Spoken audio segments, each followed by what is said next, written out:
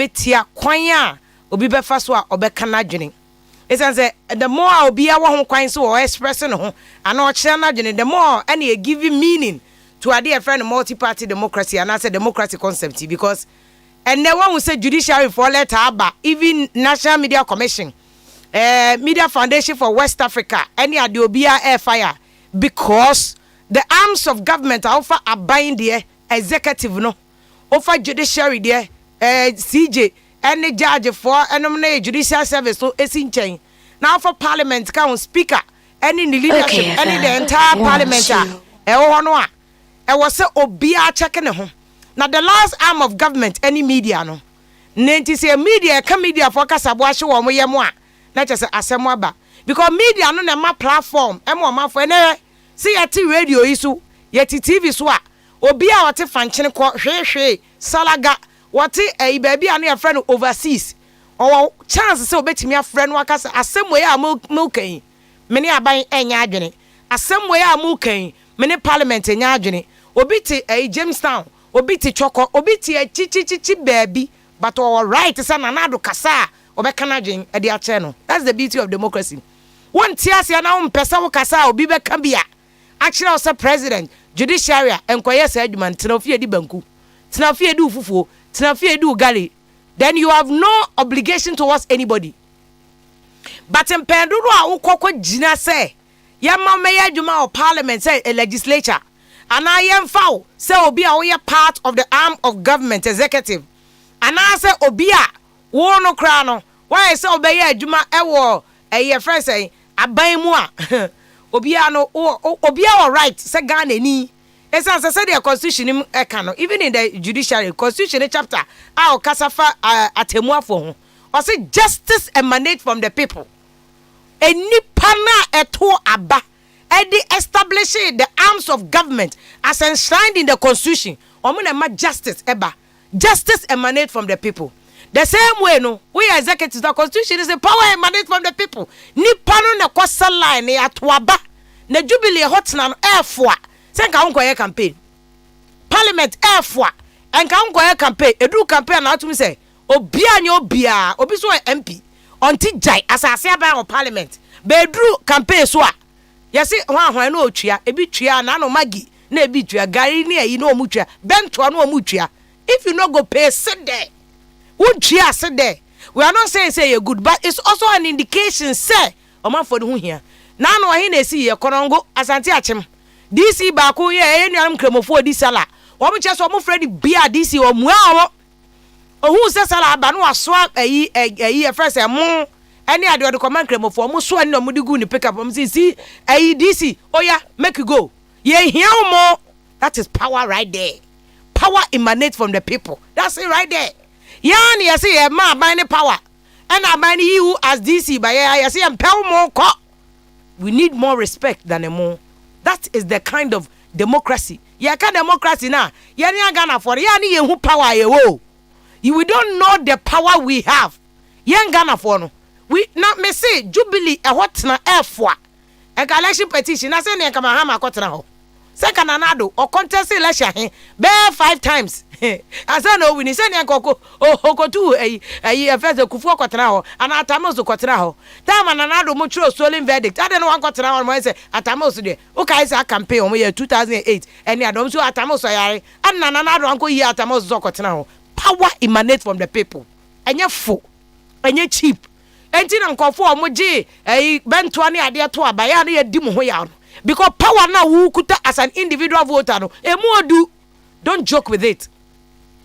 All of a sudden as obia a friend of the media and I know I shock me pa but it's good that judiciary foi ekotro letter warning the media say na nkofo ba no mbek eye pass na wo hwa GJ afamoni president any penifo akese nyina ye Media Foundation for West Africa Suleiman Abraham say no at the end enye moment kasentia but Suleiman Abraham raised a very important issue which is that judges here omo amubuafu omo amochocho letters in the media for those who are writing those articles are your own lawyers. Your own lawyers. No lawyers they've been called to the bar and they are lawyers of first the Supreme Court or certificate to law certificate who any call you to the bar solicitor of the Supreme Court. Solicitor of the Supreme Court. Enti, my dear judges, my laws, Samu abuphobia am de bama nya media fo montene lawyers so. Lawyers na mu wie Supreme Court election petition bia no ma besa lie. No mu di tro plain and true. They are not talking law. Plain and true. Omo fan ko omo so. Ena na no e ma ebinum two lawyers ya wo ne omo sesi a. Two lawyers and ya wo ne omo. They are not journalists. They are all lawyers. Mo fan ko omo so. Na mo ja media no alone. But back to the point I was saying, say, as I said, you'll be a friend of the media. The same energy now you're fighting with, which is very good. I applaud you. DJ and Nadia, Mr. Afemonica said to say, yeah, the man is speaking with passion. Or Chiremokrasa, this is a hurriedly arranged press conference, and they need to do so because it has become a matter of necessity. And one being here say, Obia be making attempt to saw the media for back to the culture of silence. Rollins today is near culture of silence. Onkasa peno ayira. And men of balls said their justice Taylor Mukaeno. Men of balls, Justice Taylor. We don't have any place for timorous souls. Or see a drove for. They spoke against even Rollins at the time under military leadership. So to me some of them died in the process. Others stood their grounds. Others went into exile. Omu jane ko exile, but omunti and then radio so kasa. Alaji no radio saying universe. Some of these people are very bold people. Alaji radio universe. Yeah, they say yanafo. Yeah, yanafo. The umbayani somebody did attempt on Facebook. Nama threatening. And we report to the police and the police will act. Now, Omono, they had to contend with a leader who didn't believe in press freedom. Obia no on Jin DCM, Obia Kwame on radio station, and on Kasa. But the constitution forced even Rollins to accept multi-party and media pluralism. And force Rollins, I feel who said, look, you can stop the people sometimes, you cannot stop the voices of the people all the time. Even Rollins had to play ball. Yeah, but it's good. A Chester Ghana, although it's slow. It's me, I applaud Ghana Journalists Association. You know, I've had my own issues with Ghana Journalists Association in the past. And to me, membership come here, say, me renew. But this today, after money has given me hope, say, yeah, me go renew my membership and fight the cause because the money, you know, and yeah, kind, Junish kind. What you say, quite I applaud after money. I applaud Obi to say Suleiman Abraham. I mean that man, as a former journalist, what he do man say, and if he's fighting for the media, wouldn't say he's fighting for the media without fear or favor? Suleiman Abraham will fight for the media any day. For dinner time, and then under NDC or Kasa as your MPP ni MPP for by Suleiman Kasa as your NDC ni into our hand. And we need men with balls like that to fight for Ghana. What you say? So me, I am a one say. Who is Suleiman Abraham and a few people who spoke against media attacks. Yeah, to obey.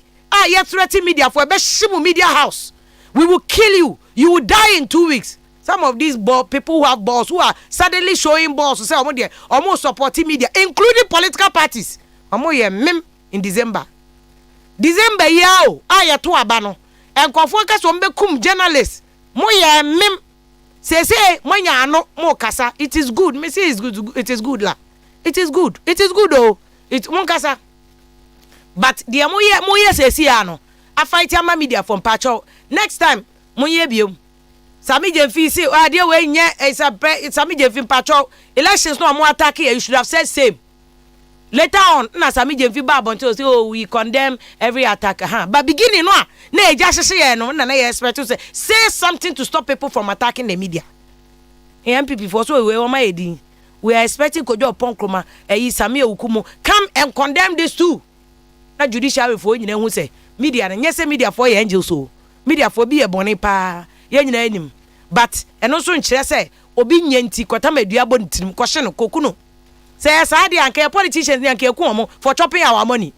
So obi ya boni ne yase yenkokunu a and you think that is justified? They say media ni and am nka no kra and media for and you say ka politicians ni anke ada o mu nyina. But because it is illegal, it is unlawful, it is unjustified. That is why we protest against that. Na say yen yesa na wo the media ni a che na dwe woni ne nya adwene. As if so be a media ni and you should be neutral. Neutrality doesn't mean that seven kwase asem kwso yedi Neutrality means that speak for the people. Ebiane say na ye nyina Ghana Health Service mami ofi Ridge Hospital where Jane ma ho egufie has come here to sit here. She even got here on time. Even before time po. Betna hanom. Vaccines so ho asem say o ka say we ye betua na ka say kwada. Kwada. Na media for na offer that platform. See, these are my opening comments. Ya to aso GYASO jumedi na ka vaccine roll out ni nyina ho asem. What government is not telling us say CINT ye. And no, they mean to me system because on when you know what government is not telling us is that the cost of this rollout because yet one you COVID by say contact tracing now we and who can echo see saying and no crying the fourth wave of COVID contact tracing who say 100% say I shall say na no be a stroke COVID no it is a vaccine vaccination a rollout na na see a car e COVID in Chelsea COVID TM question we will ask. We need to know the cost of the vaccine rollout. No, we need to know 2 jabs no be a Japan why you won't pray.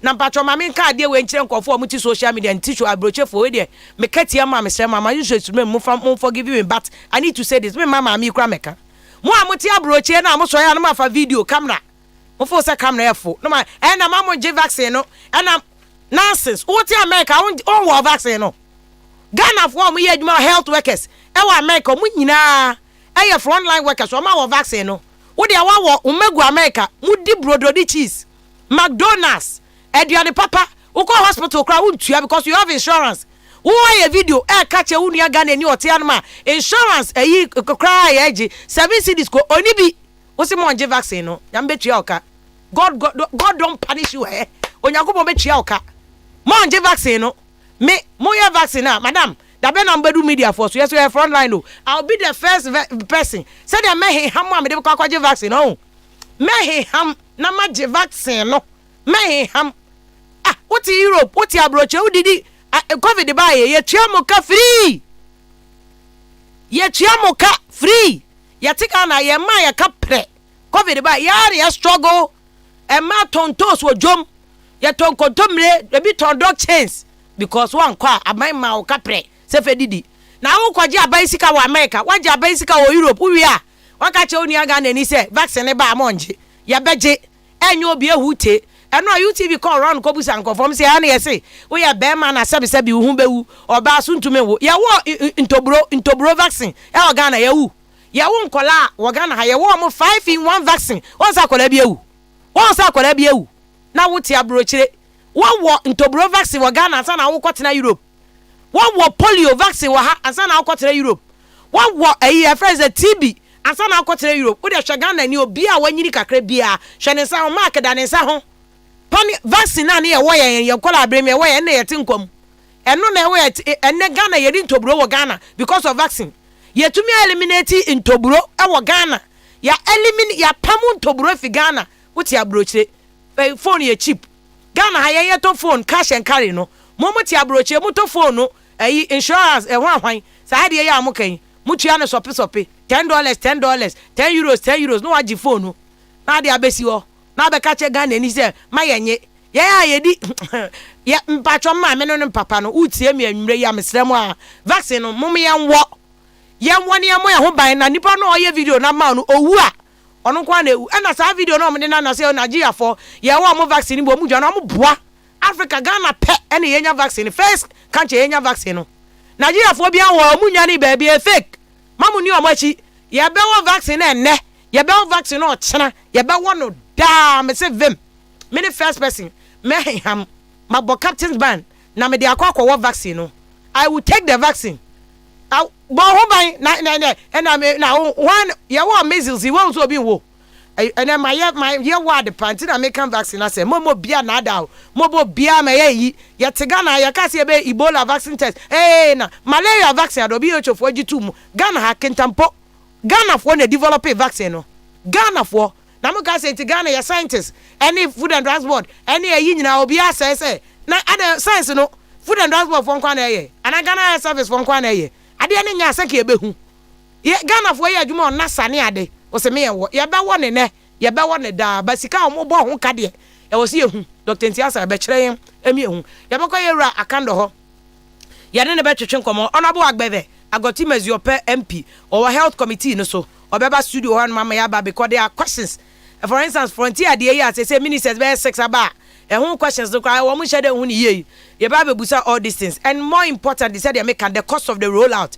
Say you want pioneer vaccine back one ye be contact tracing and sika be dey contact tracing no how effective is it going to be the considering said and anu the contact tracing no aye ni nyina these are questions aye here emu answers here Ghana for yesika ena aban odi adwuma enti entena hoda enkoka se o ena aban ma obi ada bi ni nyina ye questions a upo umpo e wo se ebusa sase yesika ena ye di twa woka oti ase enti ni nyina wo se hu na ye maame Lydia Sechofia wo ye panikase a ye Ghana Health Service emergency nurse e wo Ridge Hospital a wo mo na covid ba wo mu di mu akotene pa wo studio Oni honorable agbeve and the Bill studio any my first ranking members on the health committee ebe twetwe nkomo Dr. Nsiasa Munya na mi ebuso omo questions here see ebusa we ye jaso okay 101.7 FM President Kufuado and Dr. Baumia no mo kwaji omo vaccine na madam fo ima ukonya oti Facebook o say wo hwe Dr. Baumia sa fine body onya ye kra nka ne Dr. Baumia ye kremoni o so tumi ware be for ntika we ye consider no say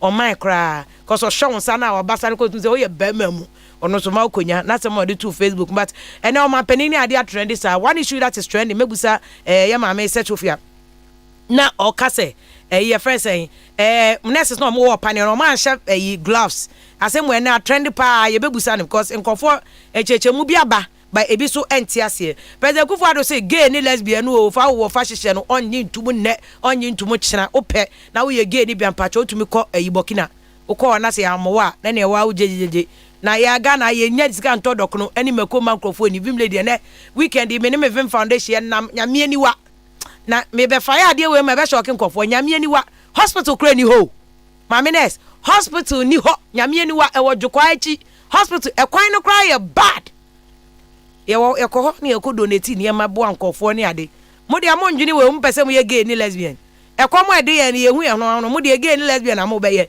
na ne Kufuado so onyi ntum ti mo pa na mo kotogo eni Benin na makwa no ho appointment committee say wo mo nyi kojo pon ha wa kumsi ni nu pedio nu mienu wo mo nyi wo mo ntum na we ye to aba committee of the whole ti we nkosi aga wo mo to aba na e ho ne ebe nkosi say na 137 but from na beto am MPP ti wan hwe ano obe pass obi anti we no egosi hwe judicial service directive no to the media no scandalous GJ akama Canada LGBT office so Muslims inkremofo ko bi de Tijania Muslim group almost oma bonana do abaso papa say wan so LGBT for no cause dokono ne nchina ne koko hausa koko kra no yenye bi ni abadwene LGBT who say right the basic right anipa da se ni bi enya ne aduane ebedi yenye aduane ebedi mo say right ana LGBT ye taboo National House of Chiefs wa chokra tabam wo mo che say LGBT no ye taboo to o ma so mo de yeso Ghana ye sovereign state o mo tumi twa plane ticket ekotena broche ekotena ho na nya ha eno mba betena na no na Professor Gajepo kase the media is leading first homophobic comment against na Professor Gajepo you know Ghana now this thing whether the media is leading or the media is doing the it won't work now prof mu de munja prof na mo twa na mo fa mo prof no mai dokono ne chinam simple food aye bedi na munja prof na mfa Ghana nko bia no GS publishes placement a year no so trending kola ni bi mo school na ikoye but GS is doing very well too place all of them afi no double track nti kola ni nyina they are going and Professor POKUAA or say judicial service wo ma nya dia kra new Gapoa tariffs ni illegal guta and omuni importers no ka che aban na these more and air trending issues e koso nyina most of the major websites okopcfmonline.com myjoyonline.com nomine City FM all the major websites Ghana web ni ade nyina you see the stories trending the Yemra Yesem no so Yema Lydia Sechofia ewo studio hanum say make us oyedma Ghana Health Service where emergency nurse ewo Ridge Hospital no so one of the main areas of COVID by omuna da they've been working across say everywhere every day be around the clock and omo adwuma just to save people from dying no matter romanti and Ghana enipa ewu no kra no so no e ma menes adwuma good evening ni akwaba. Good evening. But your mic never from kakra mam. Ya sanitizing in nyina how. Ebe fashion mo. Ya da se wa bana wa beboa ye beko honorable ye first agoti meziope MP honorable agbebe. Cause onu say the role in that this vaccine rollout is very key. The consequence in a border town flow. Now vaccine ya be one shall buy by saying you release a friend saying land borders. They release land borders now. What are the measures? Honorable, you're very important. Fortunately, so a member of the health committee or more questions about it. It's your menace, and you remember good evening, Bill. Good evening. Sabo dear. I bush your phone so here. You, yeah, the trading process or those who are chaying. But next, if one year Juma was our COVID by my frontline. So far, how has it been? First of all, I'd like to say a very good evening to all our cherished listeners. No more that's it. Well, we be a good evening to you. If you're POKUAA, it has not been easy working with patients you know are suspected with COVID and now they have the condition. The fear alone that grips you because once also know, and working with such people, you know, it's a way or a suspected case and a way or a confirmed case. But you still work with such a person. No, it has not been easy. And I must say that health workers are really doing well. Nurses in Ghana and all over the world are really doing a great job. And thumbs up to them. My idea. But we say we say fear and we no. Yes. So be a COVID. But what test be? Oh, my testing, but it was negative. It was negative by the grace of God. Since I buy yes, since I buy it was negative. I can understand your fear because when you are nurse for even doctors need be free mo. Yes. Me kai some time ago COVID no bar for. So once me were emergency department. So we receive a lot of patients. Yes, so patients from all walks of life. If you are they come with suspected cases. And now we triage them. Okay, so triage as you say, we sort them out. And also still I'm in tears here. Okay, you don't say if we a medical case, we a surgical case, we a COVID suspected case. And today whom baby I did patients in the back department I said remember medical doctor, surgical doctor, trauma doctor, need na ama omo. And your mobile sana those times now COVID ne bar fresh no. It wasn't so easy. You go Juma and then you see that people are coughing even though you are wearing masks. No? The fear alone we share mask but we do fear no not just say in one cow. Now we drink sometimes who need you but you know you have self-diagnosed yourself. There were so many times I self-diagnosed myself so me will be. I remember one time in friend sister now me catch on you so I have chest pain. You know, and you know I'm afraid I have COVID. What he has here. So that fear alone. Who need be but you are afraid. You are always walking afraid because of that. You know, so it is not easy. The work is not an easy work at all. Especially more emergency no crowd there because obi bana bia even accident case say na no ya dey go see assisting people here. Nipa ni bleed. Obe dem po hu say odi o bleed no accident case o ba bia nipa no virus na obe dey hu. And na say Ghana ye hwe patient mo in fact. Ejuma na mo ye ne there you are almost like Onyankopon. I'm telling you ejuma ne the nursing work is not easy. So I really respect those days that me and nurse no. We had a lot of misconceptions about nurses. Omo ye lazy, omo ye say. But me right ejuma no mo I really understood the nursing job. It is not easy. It's a very hard work because you are working with a lot of people from different walks of life with different characters. Obi or how all by hospital no or perception did that. Said this is how the nurses are. And to me both did that. And it's small mistake I'll be na just a odigu so now I can say okay some kind nurses for the sir. You know, so it is not an easy work. You need a lot of large hearts, a lot of patience and tolerance to actually work with people.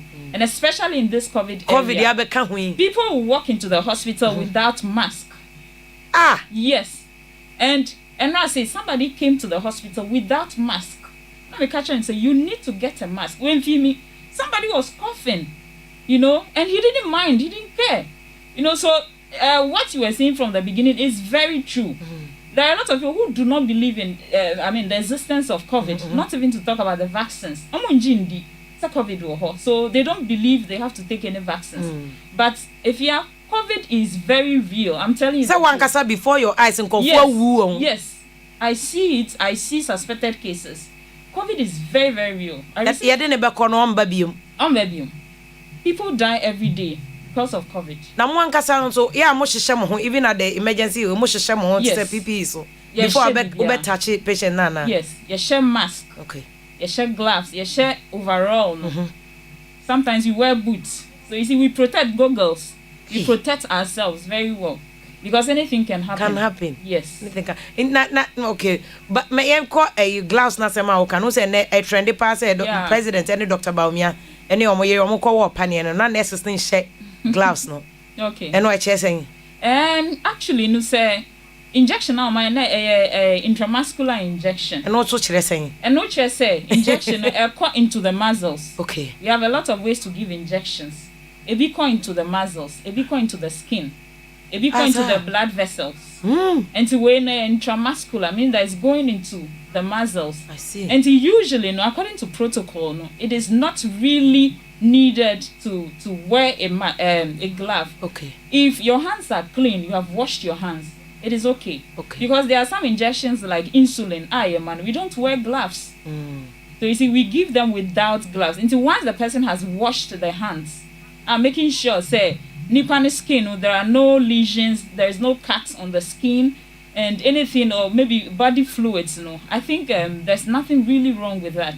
Okay. So, in some clean, yeah, wait me. Okay, but now, I just say, we say, what's it according to the protocols? A momo protocols or Ghana, and I say WHO protocols. And yes, Ghana, once a nurse in there, it's universal. Okay. Our Ghana is the same thing we are doing outside. So it is a general protocol. When you look at our manuals, some of our manuals, they state it. Now, then, who pictures in before my brooch, now, hono, and conform on more panel, or more gloves, now had the animal gloves. And yes. Okay. There are some of the injections that decide and we invasive procedures, and they also wear gloves. But it's an intramuscular injection, it is not so necessary to wear gloves to protect once your hands are clean, because I don't know who saw the pan skin now they are okay. Okay. See. Okay. And you say their blood they would vein because vein contains the blood. Okay. There may be blood splashes and the rest. So you need to protect yourself and protect the patient. And say no, you have to wear a mask. But intramuscular you're just holding. I say panel was good. But I say anyone need sauce be I want it to. And as only any bodily fluids that can infect you. I mean, it's fine. Okay. Me kai say me collaborate mu nyina ye wo pane wo to say a nurse for na ya mo share gloves. Yes. Te mageno aso te bia na waso oto na wawo. Owi a na ode sa alcohol bi na mo de pepa no. Na ode pepa na wawo ne nsa. Omo ro mo sample ansa na oma so. Ba me na me tie ase ti na me busa no cause and the whole day nyina no e trend pa obi ebusa bisa. Ya fa yen ko vaccine rollout no eso. Okay. Say vaccine no ya de ama president and vice president ne omo busuafo no. What is the arrangement? Okay, so say no arrangement. The arrangement is in 3 phases. Okay. Okay. See the first one, that is the frontline members of legislature, the judiciary, and executive. And today we saw it was evidence in the news and the rest. We saw our president and vice president go for the vaccines. Then that is the front line. So we will also see the frontline members of the judiciary. Okay, probably the chief justices and the rest. And then also of the legislature, speaker of parliament, parliamentarians. Then from there, we go to the health workers. And as I'm talking to you, by the grace of God, Reach Hospital is going to start the rollout tomorrow. Hopefully, so they are going to launch the vaccination schedule tomorrow and start giving the vaccines to some members of the health team. And then from there, we also go to the frontline security workers. Almost vaccines, So from there, then the elderly, that's those who are above 60 years, from 60 and above, almost first phase. Then second phase, we go to the military members, we go to the police, the security, the members of the security, and the rest, the media. Then the third phase will go to the public, the general public. And the general public will be the last phase for the rollout of the COVID vaccine. Very, very, very interesting. It's a media for no crack capture ever second phase. Yes. Well, and also if you have to be prepared. So I prepare so. And tin na me kan say me dey say dey me ham me dey macho pa na because ha me say nkofo ye propaganda wa abontin against vaccination because ya what vaccines anya nde fi ye ma me mo o show bi ansa ho a obo se mark ho because omo ye nkola na awo vaccine Spanish influenza time nyina na awo vaccine chicken pox nyina yes chicken pox ni ade awo vaccine minti accident a last minute nkofo pese omo yes and I say na say tim pese o speak o kasa to that issue the misconception say na obi what vaccine bia oye be ma sebe ne ho bewu oye oba a ontumi nwo omo na men wo obi say na men wo na makowu nwo san di che vaccine efficacy ne effect on it. The one thing we should know about vaccines is say they are just preparations, like biological preparations that you want to prevent possible infection. So we do that to safeguard yourself. I say, we give vaccine to prevent chicken pox, and it gives you immunity. Into we give vaccine, good, so we have the immune system. We have to say the body soldiers, they fight against infection. And to Uji vaccine, it gives you or it boosts your immunity. So it fights any possible infection. The infant say we COVID. Mini COVID say na me ko me vaccine. It gives me that immunity against possible infection of COVID-19. And I'm safeguarded. It is a COVID-19 but because of the vaccine, I am safeguarded. So it is very, very important because one, it prevents possible infection. You have to take it. At least COVID-19 but you already know say no, I have some soldiers in there fighting for me. So that your immune system will register say wow vaccine and these soldiers are there to fight against COVID-19. Now how about nkrofo a omo kase bi mo abroche for your video bi so no work vaccine bi na no achia e no work vaccine bi na oyare obi kra so onya stroke e no so a drobia was side effects. That one we can't overlook it. Every chemical drug has side effects. And COVID-19 vaccine is no exception. By all means, there are no side effects. Including paracetamol, na ye num ni nyina so side effects. If I try say, o say edrobia including paracetamol na. Yes. Omo ya against no omo nom paracetamol. Yes. Omo nom biko any ade ni nyina won side effect. Of course. Once it's a chemical substance, they have their side effects.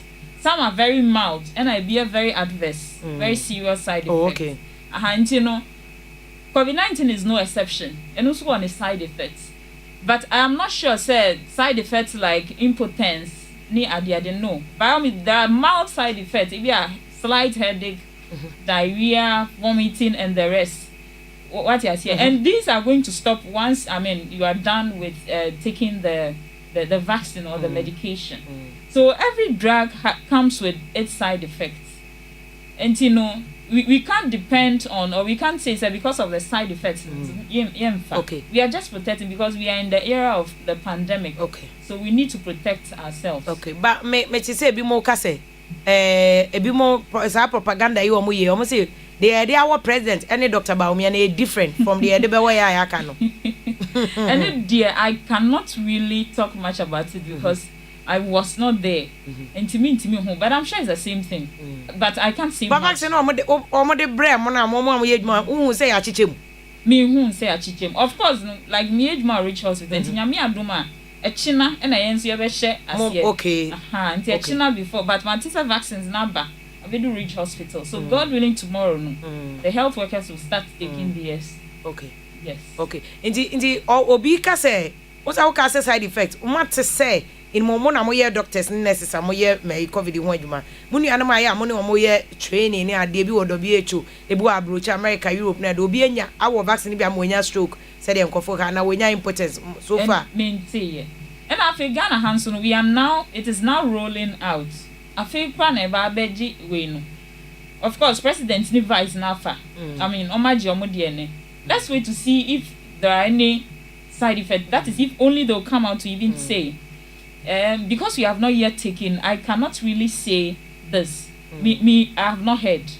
Yes, but all what I want to say is that there will be side effects. Once it's a draw.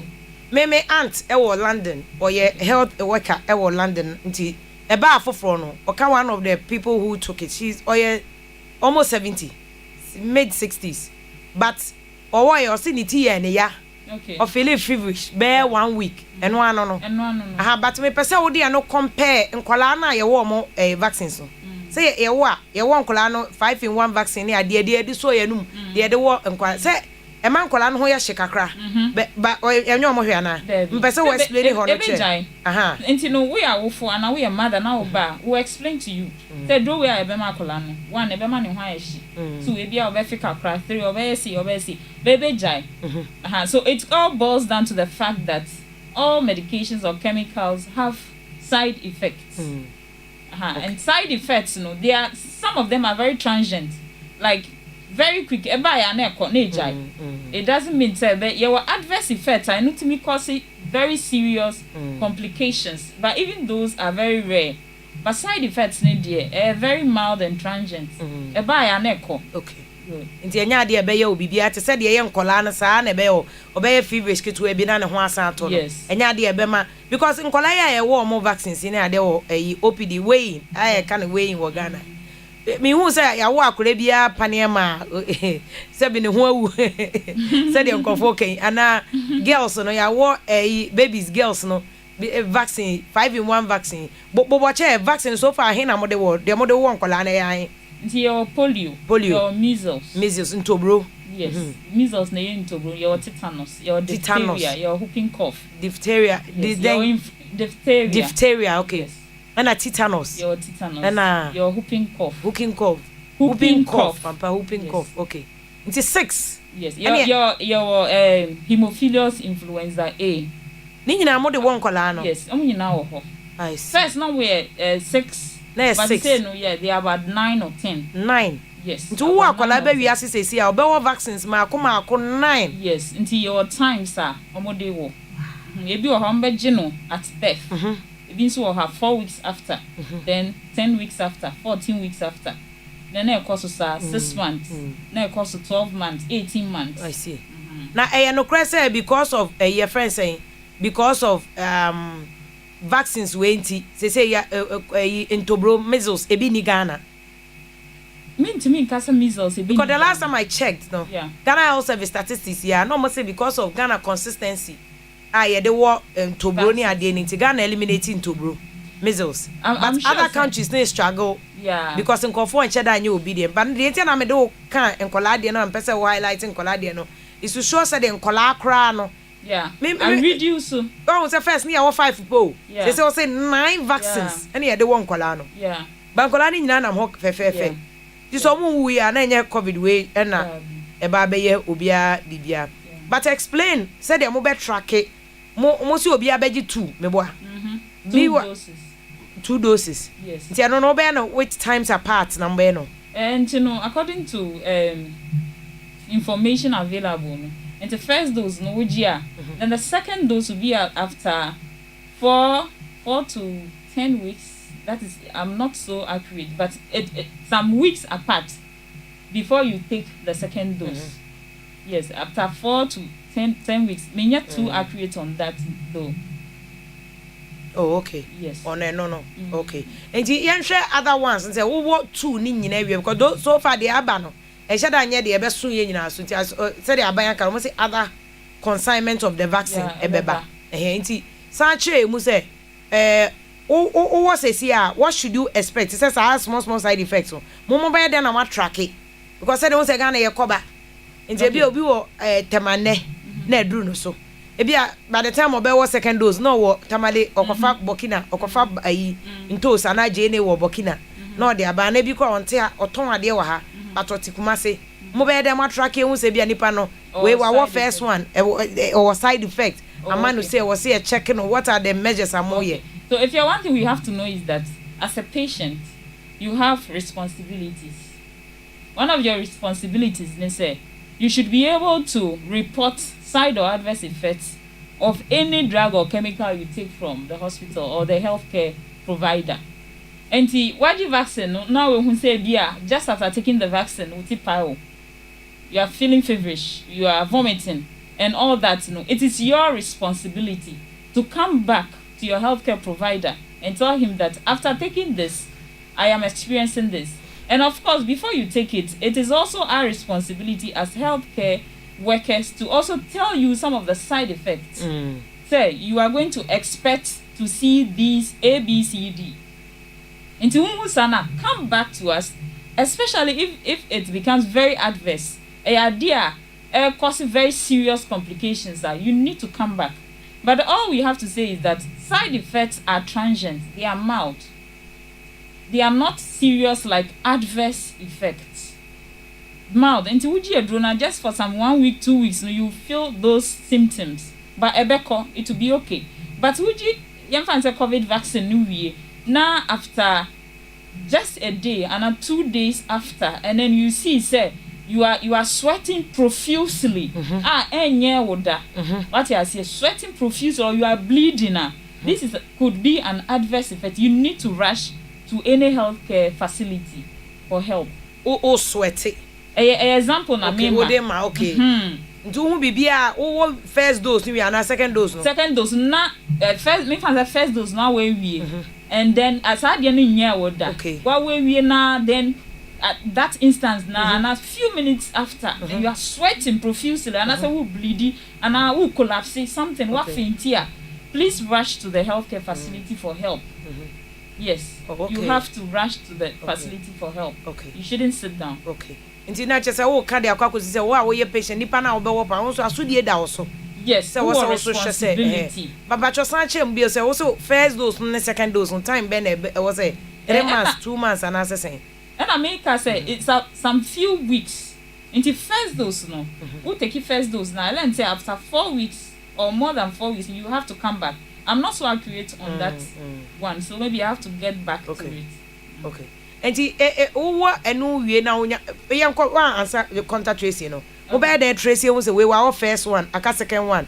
Cause say hepatitis ba yin ko fo be to me wo first one, what second one. Obi to me wo first one, second one, third one kra on wo. A honna wo responsibility because as a patient you are responsible for your own health. Also unhusa. Nobody can do that for you. You are responsible for your own health because that is your life. And you know, if you realize what will educate you, but you should know that you are responsible. And you have to come back to us and tell us, say, oh, the second one, maybe 5 weeks later and 4 weeks later. You should make sure you come back. It is your responsibility. It is to come back to Ghana Health Service. No, I mean wherever you took the vaccine. Maybe I won, okay. Yes, because Oma spread the vaccine rollout plan to various districts. Okay. And see, your family said Shai Osudoku district. We have centers that you have to go and take them. Okay. Those centers have healthcare workers. They will back. Good. Okay. So they will educate you. Say 2 weeks later or 1 month later, come back for the second dose. Next, my son, I call Dr. Da Costa or Ghana Health Service because I'm no more really at there no app. Doc, can you make a good evening? Akwa baba GYASO. Hello, Doc. Can you make a good evening? Akwa baba. Hello, Doc. Well, yeah, Doctor Da Costa Boaje, Director of Health Promotion. And now Osaye in charge of risk communication for COVID-19 Ghana Health Service. Adia we buy omo di echire santi. Ona the best person obetimi aboa me yatin sem wonyina. So doc adwuma yama good evening ni akwa aba o. Hello doc. A doc nti enka but I say doc so e ba homa no so na ye ne no.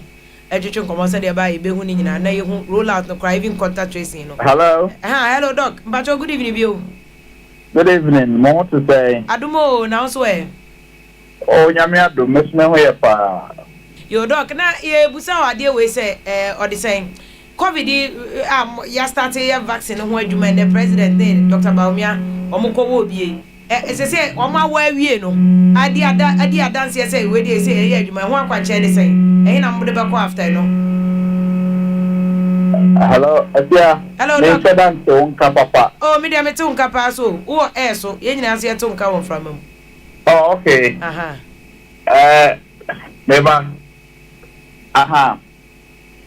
Mpata na so dey. Ana me busa say a president awobie, vice president so awobie me nyina hu say anya de boni bia no.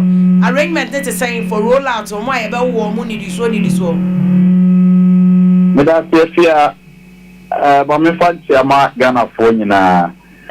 na men kan check Ghana for nyina say vaccine no afedie obia hu say safe because your man penny na bedi akire na omoyire mo na defense minister na interior minister na other pennyfo and omo show the way actually say vaccine no ade nya de boni na omu woye samre enti bibia omu nyina obia ho ye enti de ya ne se otuna so ahemfo bi ewo kromu ha se titiri pa ebewo na yen nurses no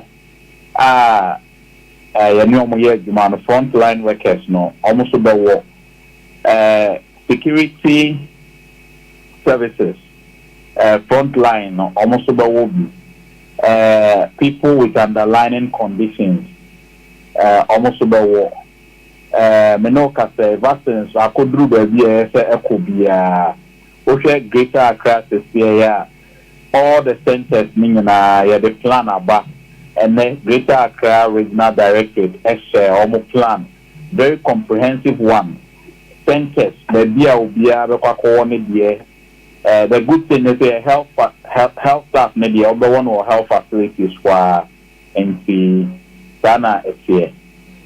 Eti omuaye ni say no umuaka che dada say mo be no 2 doses over what the edikan wa what the tosu mienu ti president here wa we ko besan what the tosu mienu how many days e be dan teman sana wa we no I mean that say yeah ma 8 to 12 weeks answer AstraZeneca there no and she mu access one between one first dose now train between 8 to 12 weeks year duma ye pa enti yamaya ho say 8 weeks no obetimi I mean what we have done is say so we are capture details ya wo we capture details e be dru ha you be send a reminder and na you ma card bi that card no the all panier no ebe card da kra over be wo next panier no actual enti sa next year ana mo be yan sa dia doc san che mu ye friend say effect side effect no omo wo bi prof side effect there drobia ewo mild side effect they say we ebia wo panier a ehobe ya ebia uti be ya kakra and said that any way be normally it depends on nipa chrono nipa chrono or one paniano obi o ye common one ye uti na be ya na bia ba bia o ye we no ho be ya and said that we be bia the case major side effects yeah just mild side effects na me pase ya ba roll out no cost ni ade ba mpacho enkrofo asa we ma me ansa enkrofo mo abonten ye kokrom na de camera ko busa enkrofo a dwomfo ma we o se me wo ane ye so wo a wo wo bio obi wa kra bre wa wo ni manyina wie o se me ye so wo a wo wo bio papa pani mu a wo mfa spam mi nko ye hwe wo se ane ye so wo a wo ni ho wo so de kwa ye de enti ama mrante ni bebre ni maba no so afa ene wo so aso ane wo ka ena me wo Bacho cheche musa ensem we o mo kan nyina ebi kra di video bi o mo se efi Nigeria na nkofo odwane mi wa Nigeria vaccine ni kra nu o AFIA that say me follow the mampani kan vaccine no so wa enye obi ya entimi enchange o DNA na vaccine no entimi emawo enkase vaccine na wa woni nti onwo vaccine now one entity affect fertility. There is no scientific basis for that. Enti minina ye introna anko for a child chenko for if ya minim baby as annual money free buy ye nyina ye say if ya koko war vaccine. Samre eni ese ni enka obi a wo Ghana ha wa vaccine ni bibi eni ese kontime enwo ye call vaccine here because eno na more protection e bi okra life protection enti eno kra bi eni afi eno kra bi eni Yo, but media me ma make it to a will be. Or no, or a health worker or UK. Well, I was you and one send hoya and basa bear 1 week. And actually what was what make us say, well, yeah, you magari on cry when you a crack when you almost 70, but were you okay cry? Just say, no who treat you and also one day on this. It and also small side effects or so much mobile. Dear, I likely say, Obi will be at said your president about me away. Will be Ben noon and son are watching them. AFIA in America, so it depends on Obia body. Ebia meme wa ebia mitina be me ya. Ebia obi wa me ho na be no do do ne kakra. Ohun enti eno no na ye de what the ya ne say ye the reporting systems up to dwa. Se see the ya ne say say owo na se unya any reaction bia you can report back to the health facility now ko ye no. Ya also provided government information center at 321 no. Yes, also provided 112. I say, Ubetini, I then after hope. Yeah, the experts will go again. There is an app. Ubetini, I download this app no. Now, why away? Because what fairly details? No, what said yeah, a year old boy no. Again, FDA actually community pharmacies. Ubetini, community pharmacy now on Aqua cancer say me walk panier no way they will take care of you see the nyoma bebre egwa in terms of reporting system but because I started with your staff no your staff they can nyina chiro dada and AFIA answer na ye be course no Ghana Education Service Ministry of Information Ghana Health Service NCC ye be mount a special campaign. Ghana has say you use some celebrities, you use some TV personalities to say one kasa. They are supported our vaccine with that 600 way there. For your nurses ne categories ne dia but na fe na dodo na eba. Enti ade de afe kra ne ye den ye sha se. Any as idea and also mun cheche mu we no mo be contact tracing. So obi a obewo bia mo be gene contact mo de jam mo make sure say wa be an essence and no contact tracing ya mo ye for other experts are criticizing mo say na sha da 100%. AFIA that's it. Contact tracing you be kosonia contact tracing you can say pandemic na virus na nkoe engineer ye dada na be kosonia ye but we no dey no you are reporting the side effect na ebia wenya no enti certainly o report by an app na so another free information center hona certainly I see a follow I see making sure say we okay because you make person who say vaccine obi a wa wo bia no ankofa sunsan so boni bia amre no enti certainly o catch say you dey follow you dey make sure say na we no the we kra ne say obi obewo pane ni bia no the data no we ho enti report ya ye ni ba bia ye ni mo number ye ni mo bia so we will follow you to make sure that we are okay. Okay, what is also the cost of the rollout here mo because I know so am free. Said you be cost no ho ka. Vaccination here mo who say mo malaria dey cry yes so nkrole anu mo no ne. Yeah man kola polio ni ade there's a cost to it. Mo be man nurses for akọ.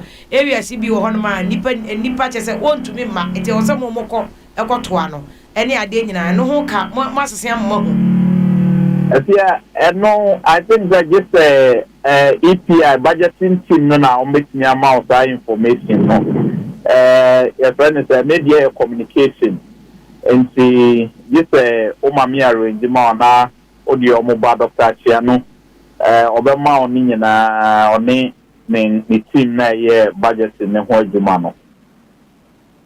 But you say betimi aka say enye bi e kano ye worth adwuma amokoye na can we say that? Oh, I mean say yenya the necessary nyoma so yenya e dia koye adwuma nti to me it's okay. Yo, and a doc, a very important issue now, who raising it, but finally, before I be condemn, I will be can a chair or man for say roll out this start here. Because a binum say, what can I say, we say, yeah, a EBA dear, but still, a binum wo, a whom, ever or momunti, would dear never catch or more year this roll out in me. Sorry, sorry, man. Hello, doc, let me say, the work and why you near man in 70 baby, I know dear, but before I be condemn, I be catch there or man for. Yeah, womuntina buy the vaccine ya be. Then I because there's even before I be and I can no because a vaccine president Dr. Babia Bueno. Esno and as no the mode be war Ghana for na kano. Afia me that say my main for CDS my main assure Ghana for say vaccine no safe. Vaccine yentimi nkonkofa ade e ma say ye de ba be kum ye nuamo. Yeah, they will become for us to return to normal, as a minor. But maybe will serve as an additional preventive measure. And see, may I show Ghana and India say, rally behind the exercise. Na do your swa, young conquer war. Obi obeka to say vaccine, never change you DNA bia obwa. Obi obeka to say vaccine, edema wenya infertility bia no oboa wo vaccine na obetimi aye adwuma de eso ye bia obetimi aye de obeka cho say wo untime nwu bia no oboa. So far me no ka say over 250 million doses of the vaccines ya woni wo wiase nyina and so yenti asemboni bia enti moma ye nyina ye nkeka ye ho na empompo wo vaccine no eno na beboa yen and yet plot to kill anyone. Your Becca said, yeah, it has no scientific basis. And then a doc me and I say, money a Juma, oh, you're not money on Pacho, huh? Money on or more a year or the same nurse for any idea. When I know be send a message say, or Musica Nibia come, Pacho, away a mobile vaccine roll out, and also send also Sissy allowance can cry the better be a name, but yen to be fire as a pine and question bay, and on home arrangement to say. I mean, that say almost can you go one, Yaniomo, and Yaniomo, solving problems, no. Yeah, the responsibilities in my health facilities, no. I think it's almost submitted here. But now, and your mabby or where it's year. And see, Busua and your most to say, I engage you, and see, Busua and your more, you must will be a Benyana Sika. Okay. It says here, Kakrana, Moya, na Shasiano, nurse for any doctors in Dika, and one who's can money other than I fend and Oba Sana, vaccine the Suswa. Oh, that yes, I will say, no, 50% no, and different from, and yet, 50%, and they are not control and it's here. Now, almost Sunday, not less maybe over, there were issues with it. And so Busua and your yes, in America, I engage you on to one cast as say, Omunim, also as say, I come from. And so Busua and your moon, AD, and so I was so a controller, everything near almost a and to waste allowance be a woman be so I'm the Bemo immediately, and I know so control. Ubia Benya, the woman be a raging beer, district beer, near so moye. Okay. And I'm about your vaccination rollout. Mbaya consider Bana about Kosovo consider the end of 2021 in so say from March to October. And the I see March to October no March to October. And a year. Now, but you likely say more Ghana Health Service, more vaccine yabe. I recommend this MBA border towns, maybe I'm way be honum because I say I got him an MP. But I very recommended border land borders. Since I know the basin you're closely airport to pay, but airport no quite because you're testing honor. Land borders. Hello, doc. Otemenka. Bachai. Ye per se on mining na the brony friend of herd immunity. So yenya herd immunity. Never conform. Hospitalization, the form after bones and I return to normalcy. And see, Bibisana, yes, and see, Entina Sam Radio, as old to make a Wunia, war passe, or Musian Force, or Muntumri Canon Cow Paniano, said the Baya Yin now as a minor, Ubia will be, oh wow, who protect you one Casa, who protect you, Unia, who protect your community, who protect your minor. And to stand here, said the Baya Yin, with me, a cafe, fascinating the friend of head immunity. No, I said the near cafe economy, BM, not a baba normal, and not the Bata airport, sorry, the land port, many others, maybe near the FBA. And we will continue to monitor the situation and advise accordingly. Okay, Doc. Mama na wasi enyumre ene encheche mu a eto asomu a ode ame ene ye dase bebre.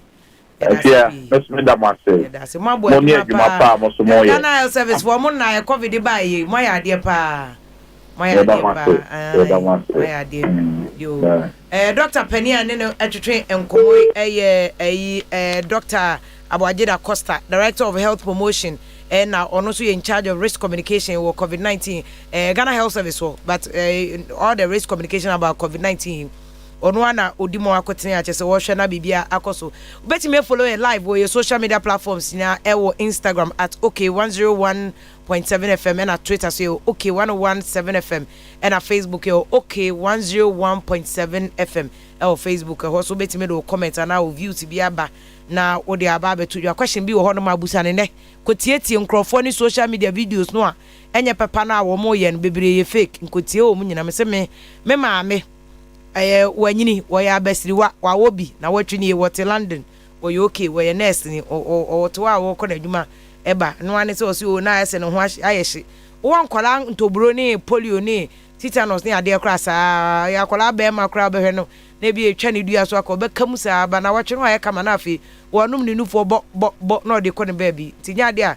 a dangerous bi a betimi ama obi oha ne ama ne hu bi a ebi emma da emo ho ban nyanya sa ye ne na wu a wo ma wu e wo munya vaccine bi an ko mo temkom ntu te wo de te wo na ye di agros men wo wu a so ne me ne be kwa asama do a uduru ho no ma na be ka wasem what you say Lydia Sesofia emergency nurse Rachel Hospital or can COVID team na omo education or that was studio hanum say Auntie Lydia still a yeguso mo akwa ba eda say ye be call doctor GYASO na ye ne na twetwe nkomo so on some of these things it's Dr. Benis Eduda kon so US omo so omo di kan ye vaccination no omo di kan kra sana Ghana beba nti ono say oye doctor wa wobi e be say hwe ono so na reaction to issues ni nanti next lady I am studio hanum say some of the questions are enko for ebusebusa on the vaccination no na mo di be call for instance mo ya on say Dr. Siasa openi da Costa achiremu roll out near the mo nurses on mama all the equipment say rage dia mo be no just limited to rage omo mbeba rage na mo be call abontini bi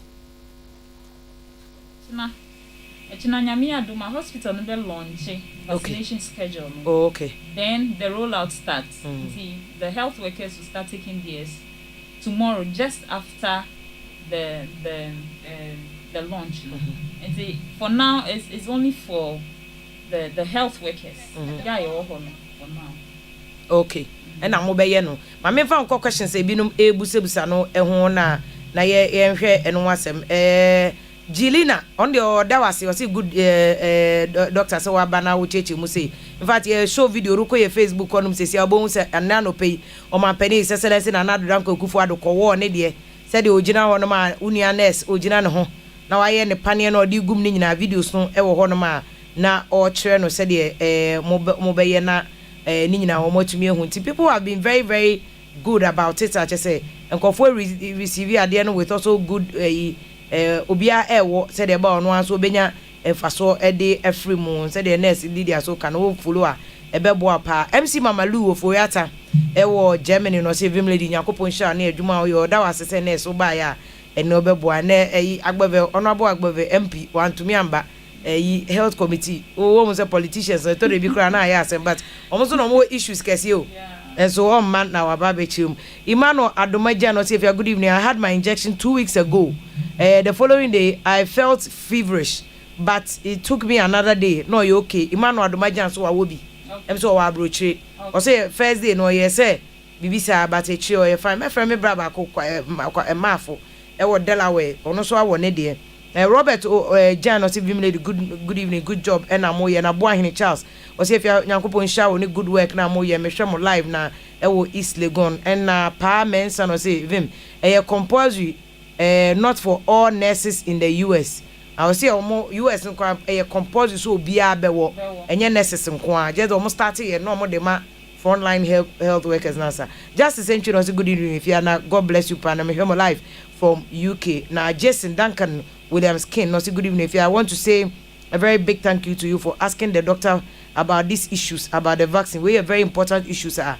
I was say do baby a media for the EGYASO politics near ko bisa some of these questions for the sake of ordinary people. Here that's also the message we buy na most is baby also Parma Italy was a good evening if you Nyankopon sha on nurse no wa church nsem bebre ama me amiti no matensem asepa set some no say if you are well done pa Nyankopon sha on production team no enyina Eric Kwaku Buadi also obechem was in fact his excellency na Nadu Dankwa was demonstrate so we commander in chief ampa so ono abegina TV so na we twa vaccine be emfa on age kra no Nyankopon sha in fact eje president so could him say Joe Biden when yin chen nanado but vaccine be no the first person our here on TV ne vice president Kamala Harris war here Donald Trump nkwana one war on but Biden awo Kamala Harris in penny for senators Nancy Pelosi oya house omo congress penny ono war live on TV nti omo nyina awo no man penny so awo bi akwa bi dey say take your vaccine away mpacho nkrani beka so bagbo yakagbele ko small vaccine obagbo obagbo vaccine wo ho edro wo ho yesenom na so no ma bo denje obagbo jemi na JKS wa na mpendifo akese kukudam ga na ho makọ omunya ya nko omunya vaccine bi mo mutena ase tufo na sebese bi be se oposa oba bi so ho yo Esiama Ebenezer and was if this is not obi ampo na be react to the vaccine obu was for the second doses no your guest she's on top of the issues pa o say you obi na be react bi o tumi am so obi kra be war but on react obi an immune system no and Judith Pascal see if you let's not forget that we have anti-vaccine groups Judith Pascal, thank you for bringing this issue up. Okwa brochure mo anti-vaccine groups omo de omo mpese obi abeje vaccine wo wiase na omo na sponsors our videos ankofo ko ye na enye enso obi wu a sa anti-vaccine group omo ni nwo obi okro be share anti-vaccine no wi na on de yare anu akofa duro no anom no ka cho se menkowo ohun Paul Kobina no say if you my chairman of Pentecost Church wa fan vaccine omo ba ya no wo ne vaccine yo yate Abraham Jasa no say if you Dr. Kachen so on stop last year I called this information center several times to lodge COVID symptoms omo afime enti mo betina radio so nkoka say oh omo ye contact tracing o say Kachen Dr. Da Costa obi say mu information center no wa fra honum several times mo nkrofo no kran frɛ ne back enti member embeka abante ba ko na the devil ye first Prima yana block ya branch and Andrews gom the block no o say na the devil brought it now akora yali polio no abubu o say and the anya devil the other vaccine baba the o say devil block no ne misinformation bia wa hanu say amagansa and o say this will only happen in Ghana because the first should be the frontline workers, secondly she should be elderly mothers and fathers over 65 amagansa pacho this is exactly what is happening in Ghana.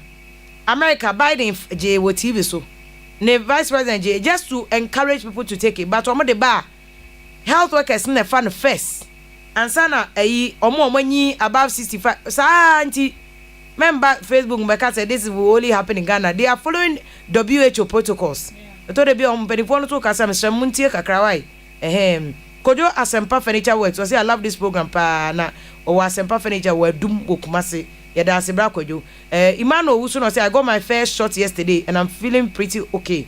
Emmanuel Owusu ma yehu ba bia wo me megina corner ba bi oso wo nyesa ma yehu say wo abrochire dia we can agree bia wo Ghana and I also asha da lie no Nana Kuya no say keep the fire burning, Vim lady. She a nurse no studio honum emaye. Esbel Dede was Ghana people can talk, oh please. It's not compulsory, so we won't force you. If you want and you don't want to take the vaccine, go and die. We are tired about some of you. Abrante no so the ba no ko tin chekrasi is tired. Now your friends said some. Or say if you are about the vaccine, even German refuses to take it. Why Ghana? Pacho, if Germans want to die, let them die.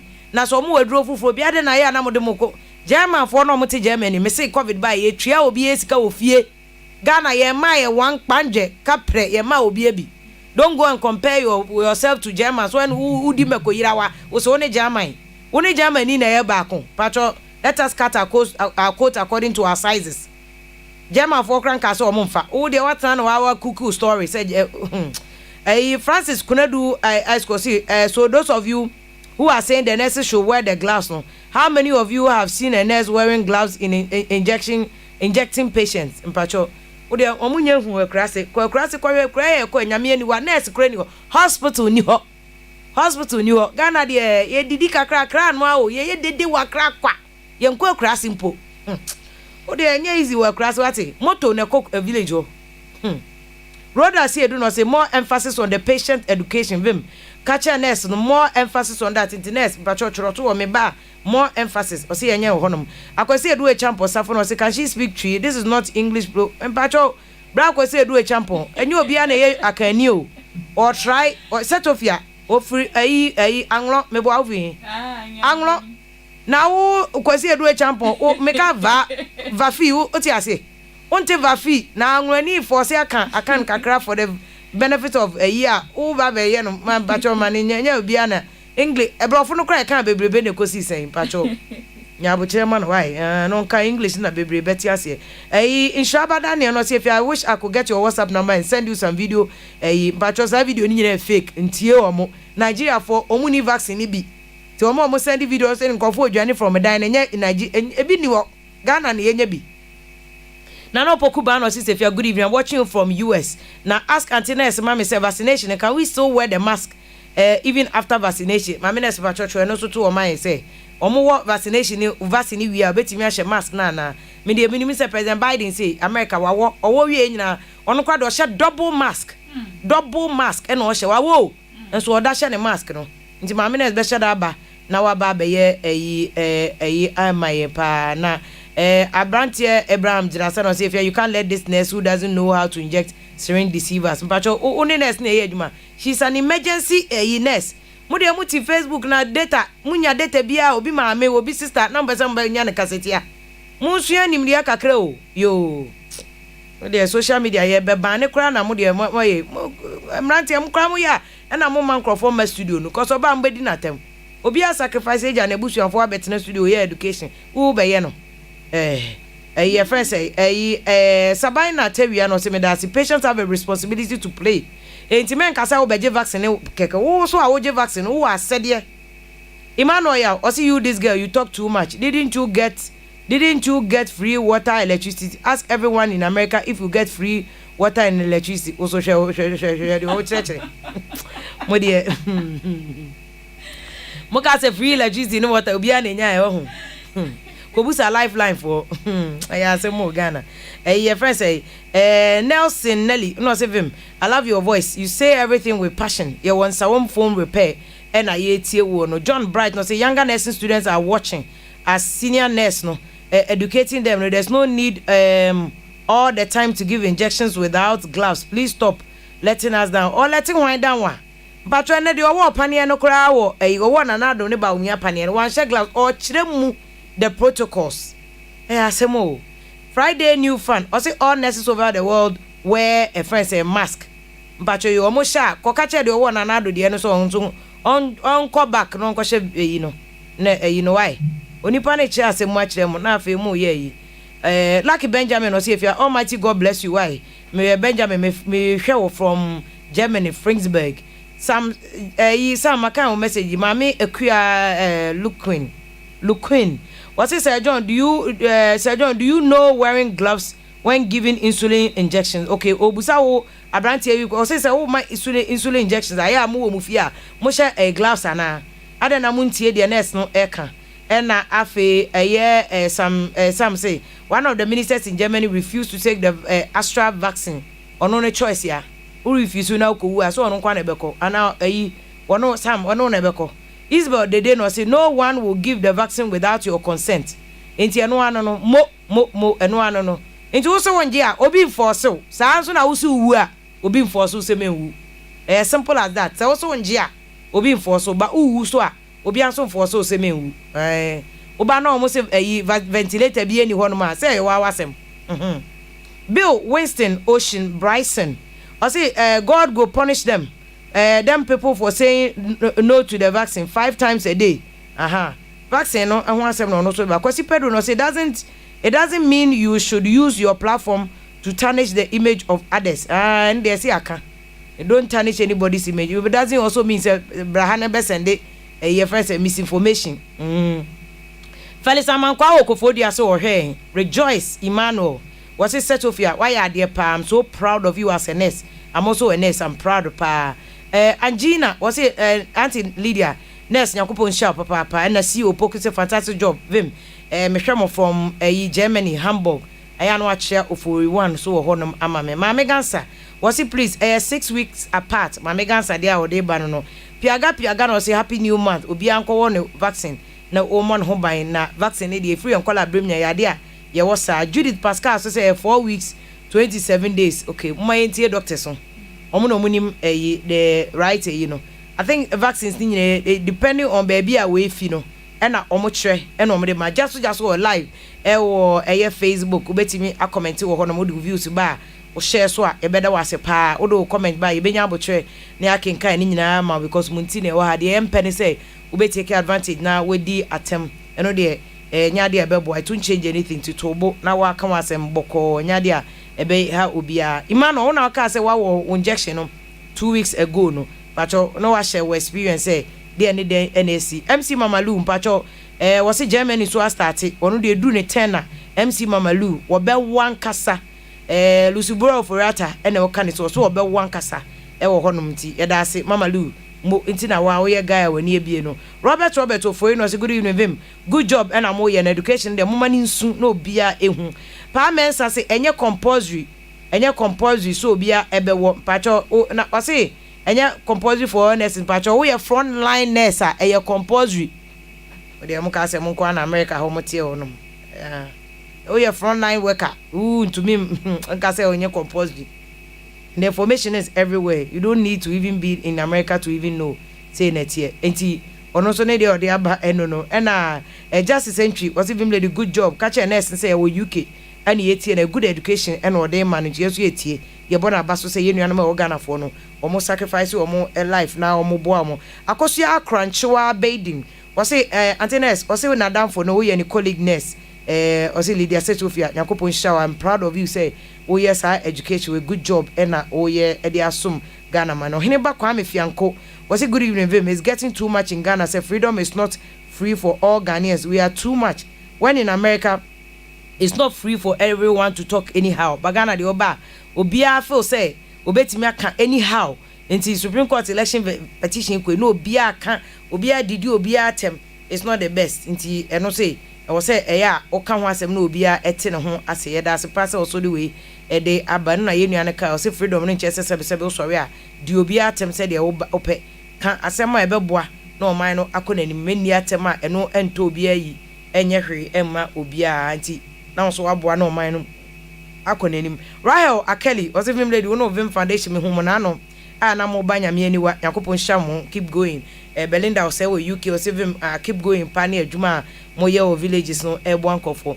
ye education of Vim Foundation but for because of COVID name for microfinance small scale susufo edi nkofo bebre sika nti COVID buy ankola akọ school no bebre hu kire o nti ye say o wo ma Ghana o na ye fright or na fortune rice o mama ye rice kakra na ade glotech my drinks these are Gloria and other people my Vim Foundation fa car no ho car and so many people everyone you call you hope a orphanage city of hope you call kohwe wo monti ye ni nyina beba penkola ne ma nkola baby food ni baby clothing ne ade na fe ye de akọ orphanage nkola ya atoto o matwe obi a one day wato akola na twen obi a wo 3 days wato akola na twren wo kohwe se de nkola na ye kama ohu eno ane se obe ma ye nkola ntare nkola mpaboa nkola aduane ya ye befa de aka ni nyina ho ka ye be konkrase no ye de akoma sa orphanages na omo ye good job kuma fete ena omo wo no omo bo ankofo na se enko questions na ankofo obusa na me ka se cho no so. Okay, Vivacho, I think can we still wear the mask after vaccination, Yes, we should still wear it because manufacturers of AstraZeneca, Sputnik V, they have not indicated that we should stop wearing the mask. Mask, even in the midst of the vaccination. And see, mask wearing is very, very important. It is a collective effort. You wear your mask, you take your vaccination, you wash your hands, you practice physical distance or social distancing. When you na ama COVID no abafon. So we should still wear the mask. And moreover, enyo biana roll out na fekra na ye shasi. So we have a larger portion of the population who have not taken the vaccine. So we should still still share your mask no very, very important. Yes, a vaccine na banti. Even if obia edgy vaccine no krana mask ne die. We have to continue to take it. And obin soka about patient education. Yeah, exactly. Patient education is very I'll tell you from my little experience in nursing, I can see say a lot of patients are ignorant about basic health. Tidbit, things that they have to know about their health. At the end of the day, people die in quotes unnecessary deaths. Because people do not have basic information about their health. We went to nephew now or hypertension, or diabetes, or reported to the hospital. The sugar is very low. Unfortunately, some even pass. Because the color will collapse. Yes. Some pass. Obibaba ni BP very high. Obeba wa collapse yes we or sorry them we. You know, so people do not have basic. As a patient, you have a responsibility. Main job be on the nurse, the doctor. Ubaya nyayaka chonawaye. You should also read. Also working kind. You need to know about yourself. And we have a lot of responsibility as patients. A lot of things to do. Main job be good nurse, the doctor also. Obi wa ha onim hwe mfa health eno ansa wa ba hospital esi we awaye onko kan hwe ombi sansem eno an se we free hospital na okọ but one kasano this is your life because nipa bebre ewu ensese omu I'm telling you the truth by virtue of where I am if I receive a lot of in quote unnecessary deaths we ensese nipa ewu but nipa na ewu it is because of ignorance nipa no onim Obeba BP. We're checking the BP. The BP was very high. But no names or BP. Obi so her onim but non-compliance. This is so fair do no. I don't know where jaw may die. Some man say BP no you omo na say omo nom eduro na say be omo yibewu. Enya ni nyina fine. We have some of the side effects of some of the BP drugs. I call it impotence. Okay. So it's advised that we a young man. Now we now that particular drug, you shouldn't take it. The mobile alternative one. We have other BP drugs that do not cause impotence. Okay. Okay. So you need to talk. But say no, they hear police obession who ye na wunya kra. Yes. So if a lot of people are dying when they should not die. We need to be abreast with some of these issues. That is say sugar okay because I am way nyina be necessary because most importantly because of COVID. Because COVID near on said the more can say underlying conditions medical condition sugar BP near their kidney edobe contem. Yes. Inti my underlying conditions are no see sugar near dobe de etumi aye careful na sugar na nko low and na nko so. Okay, say we are diabetic and we see area aye friend no. I was constantly na no. We check with sugar. Okay. So we need machine cra for pharmacy. They may have the machine and go to the hospital often. Now check your sugar and I said to machine. Now all the time you have to check your sugar because your ranges were hot and the sugar no falling below or above star ranges now. A bit me about say sugar na too high or too low. No constantly I was so checking. Into who cry we need diabetes. Why was I check? I was so checking. Okay. Because a bit me ba it be some more diabetes but the sugar I was so. Oh yes. Nani nan ho so kwa sugar no. I was so. Ne betimi abansa. Yes, it's in basa. It's in ba. I see. So we should not, whether you are sick or not, I wasn't the ultimate check home because this life is one. And the body knows so then one idea by so I wasn't the I check it because we have time or we pay attention to so many things except our health. That is what we do. True. Except our health. You don't mean kesiye, papa kesiye. But you Emano, ya wigi. You to me to be 1,000. You to me to be 500. You to me to be 1,005. Na no kro bi dia me hu ye se 3,500. Wig yo. Wig. Na so ni mu BP. That's Ghana. Yes, waka Yakopon sha waka sapa. If you because this seriously. The way our health trend is going, we have to be very careful as a nation. By virtue of where I am, I receive a lot of patients. I receive so many patients, and sometimes because people are falling sick where they should not fall sick. Yari who say no way, and what's a yari but yari. When what's a wusa but all because of basic things we are not putting in place in our health life. Next, my member board lines, na me fa a few course or go for na bia more misconception yeah education mom but person ma me basic a year ba say dear na ubetimi aye asonipa da senia ode be bo ho by na covid bremu any in fact after covid cry was here all the time because in so be to 21 we cholera so be ba but all the time ye de be bo ho by nsuo ne ye no ma na dem pese wo church ani nyina na ye ba na waye sa public education ma ne man ketenkete as a human being. We have control over ye betimi aye de aboye ho ban na se de wo ka no yankowu owu aye needless hu hia wogbo keke baby a wo kra wo body ni hia but omo wo wachi no yire wo ma ukunu wo ma wo nephew bia wo kodidi kakra na wo so nya 2 cedi bi send no 20 Ghana momo bi de ma na wa ya ma wakwa ko just like that na nipa ni dream nyina asan o because wo pe na bia obetimi aboa na ma wako school na nipa ni dream nyina asan. Numbers here 0302 243529 0302 243547. Mesambo Bosubium 0302 243529 and 0302 243547. Patro Fraying.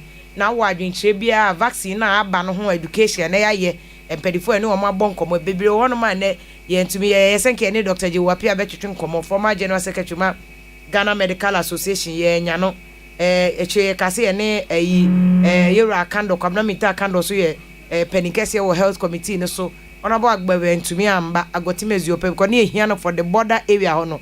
Some of the questions are besi na omo answer by MPs ni bebre wo training bi omo koye wo adan nti omo amba ntem nti se bia naso aba abefa no nti ono abo agbawe sorry so went to me because we bro ma kosha ai because see are not still committees formation be of parliament omunya anya nti omukọ adai they were hoping to do the committees ni ade e parliament. Hello, good evening.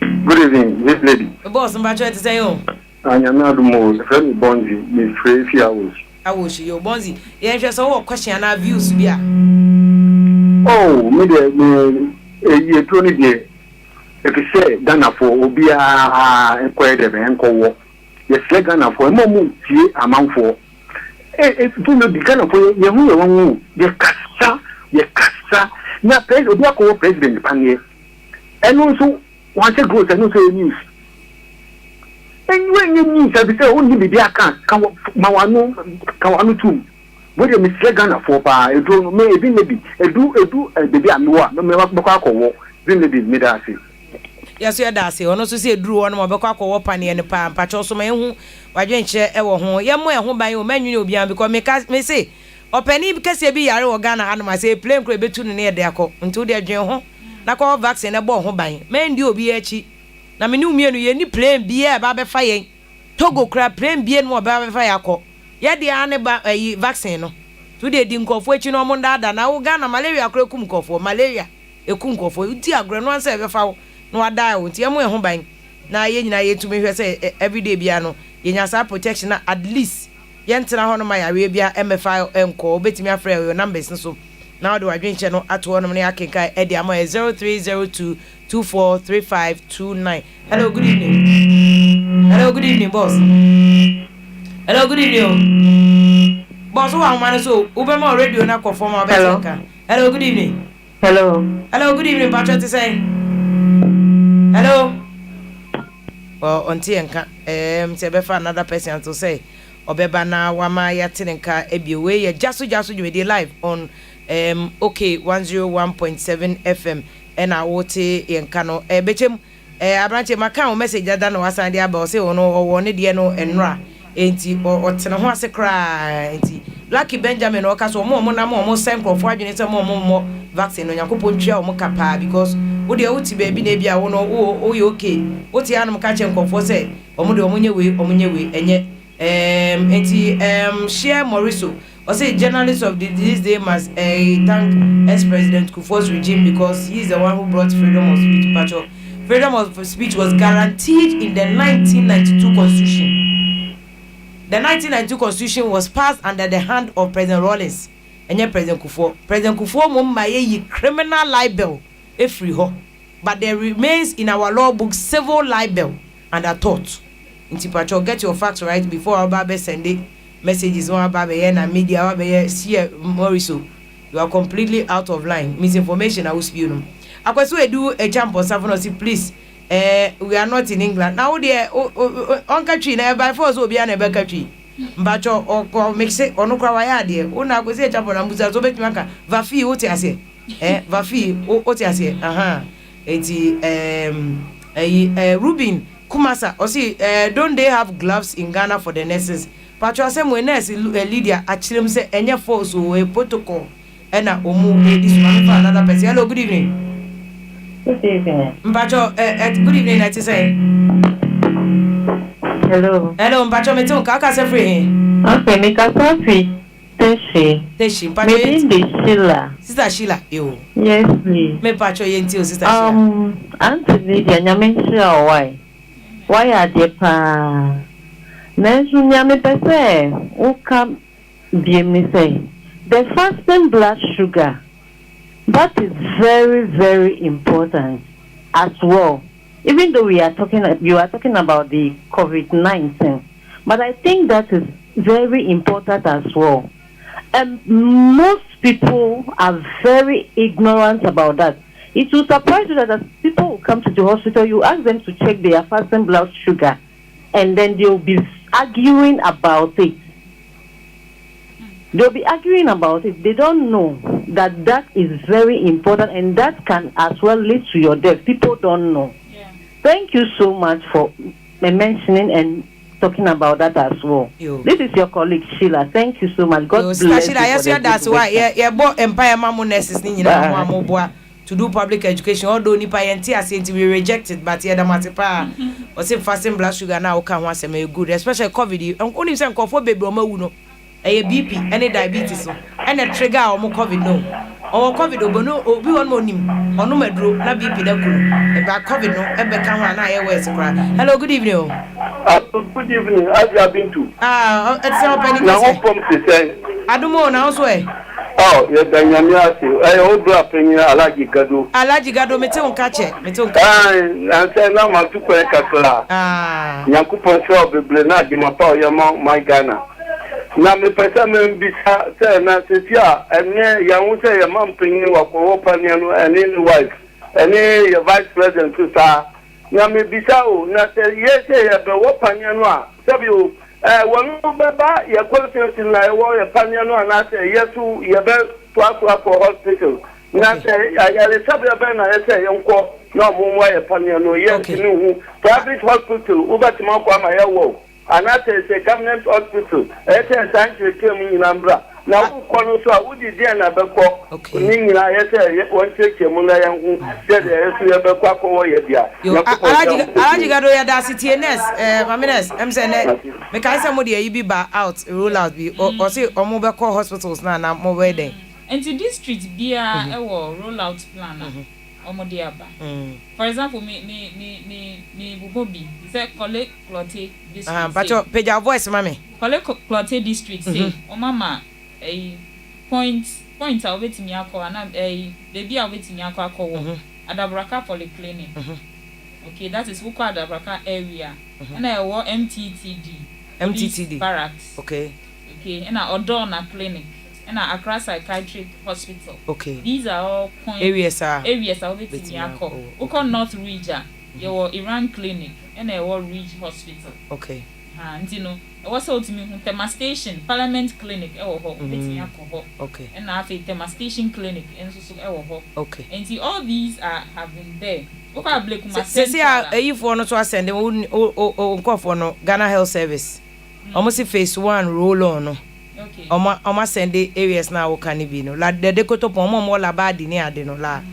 South la also mobile call a first saying La General Hospital, Doctors on Duty Clinic, and Olympia Bus Station. Okay. Tombe Olympia. And La North, Municipal Assembly Hall, Nativity Church, Arakan Medical Center, and Taneshi Police Hospital, Osu Children's Home. Also Ombewo Ewohonum.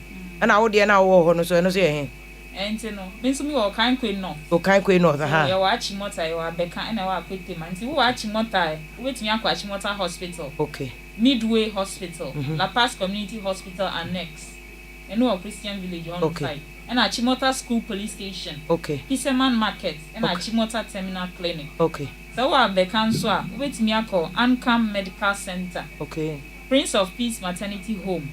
Wait me Mosque. Wait me Methodist Church. Upman Clinic. Abotre Royal.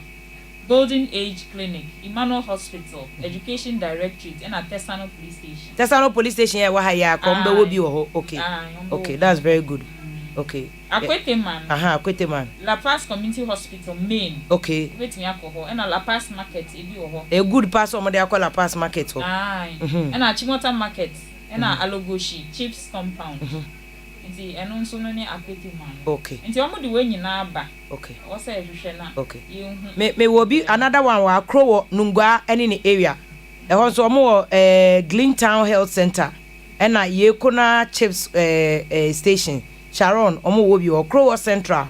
Omo wo GMC, CMC, Authority, Zongo Chips. E ho omo wo bi Crow North. Omo Endpoint Clinic, Inkum Hospital. Omo sprinters nso no. Lekma Hospital and Lekma Polyclinic, Dampon Hospital, Dampon so ye kesi obi enim Dampon. E ho so ko wa and Ablekuma West, waka Ablekuma West ana. Ablekuma South na okaye. Ablekuma we old assembly office. That begbe ise. Na o carry park. Agege. Na Dansuman police station. And a Royal MMR, that's St. Martin or Shaibu Beach Road. Okay. Okay, na Gan East. Gan East so Gan East and also omo beba Dome Dome RCH and Grushi Park Faith Maternity Dome Community Clinic ombeba Gaik Hospital Atomic Energy Hospital ho Hacho Maternity ombeba wa bewo Gan East Municipal Hospital ombeba Ashoma Community Hospital Abokobi Health Center Ablo J Assembly Man's House and number one say I like said them we are more the court to down Ablo J Assemblyman fie cry wo bi ho Taifa Polyclinic ye wo ho Kwabenya Community Hospital wo mo wo ho Taifa AJ Stop Station and also ombe wo bi ewo ehonum ma o Ablekuma Central wo ho Ablekuma Central say St. Martin's Hospital Shukura Bano Hospital PPAG Clinic Marke Hospital and Prime Care Hospital Zoti Hospital Matayeko Police Station Salvation Cluster or School ombewo panie no covid ni nyina bi ewo honom ena krole klote zeneto consulti eho adabraka sei ombewo na adabraka polyclinic MTTD police barracks so ombewo bi odo na clinic ombewo covid ni bi wo honom Accra Psychiatric Hospital baby a okan no ombewo bi ewo honom awaka we po dada Tema Station onte ho de okofro ka Accra utumi ko wo wi anu akofro ka na ukona Iran Clinic popular clinic pa nkofo bebe ko honom ena Osu Government Maternity Home Trust Hospital Osu VRA Hospital ukoklo ya ubenye bi lejo kuku okoboy ho na omututi anu no okoboy ho no Leicester Hospital Escafo Hospital no hosi ombewo biama Mana Mission Hospital Mobile ombebo biama Agbeleza Chips Compound Zongo Chips Compound Camp Chips Compound Ajoma Anumantu ha ho ye bus stop kra o fata chika na Anumantu chips compound na abolebu Alloway Matema chips compound o mbewo bi ho nom Techi South Family Health Hospital Techi Community Clinic Kweshi Maternity Home Mawado na Sangona na Senegal chips compound we second match ya omoko Gan South na se bacho betimi dey afa Gan South mu Gan South ana uni Gan South okay Gan South your Amanfro your Botiano your Obom na your Kokrobiti Amanfro no wetimi akọ Gan South Municipal Assembly okay Amanfro Polyclinic Resurrection Church okay from Bell Hospital okay you call Botiano so Botiano Polyclinic Aplaku Health Center. Okay. And All Faith Hospital. And Accra West Medical Center. Okay. Obom. We call Obom Health Center. Kwame Enum Health Center. Bobo Chips Compound. Mago Maternity Home. Honi Chips Compound. And Balagono Chips. Then Osofo Latte Chips Compound. Okay. Gan South there.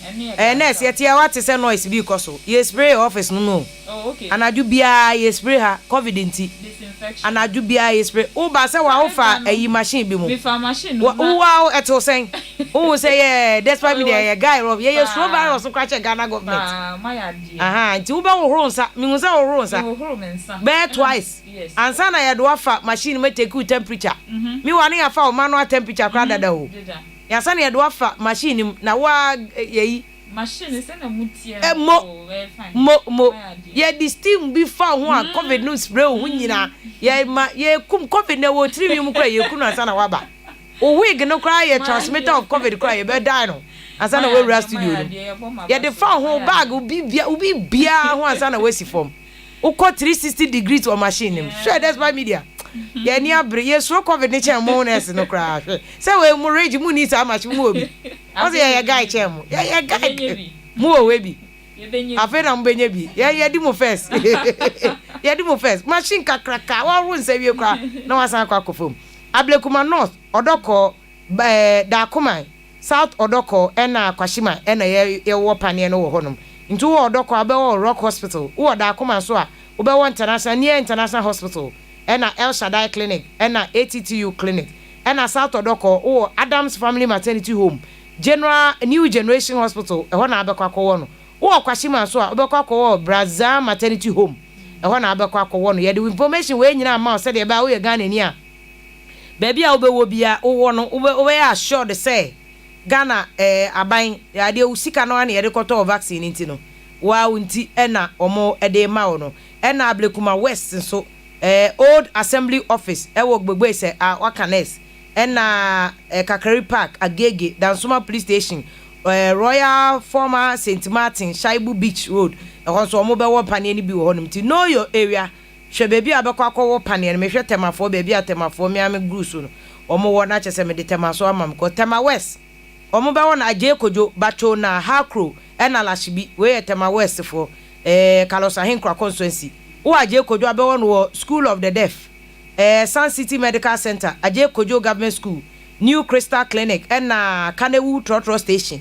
Trotro for ni nyina drivers ye de ato mo mbewo pane no ho wo bacho na abewo no bacho na Police Station Resolve Medical Center Collins Dauda area ho no mo bienim Collins Dauda the expenses so a guy ho no mo bienim no ne ho no ye bewo bi ho na Kotoba bi number 2 school ye bewo ho na Municipal Assembly Texpo Market na adwodifo no ho no ye de bia koso nti adwodifo ni ebe mo ho bia pane ye ma obi ama me bre na wo be dibi no na COVID abekun lala ye ma obi amewu ye bewo pane bi no obi abon ho ban Hakro obatema competitor a ye bewo tema Polyclinic Italian Flats Gapoa Clinic Aponche Clinic tema competi 5 tema Maritime Hospital New Maritime Hospital kakraka na yesi no tema ye dey all the biggest I was super change no hospital ye guy off tema competi 3 Jatabu miami 18 mu udu competi 3 dia me assembly woman for tema competi 3 ho ye Hakro ye bewo ho na Lashibi wo ho Klagon Chips Compound ye bewo ho Klagon Medical Center CNJ Diagnosis and Medical Center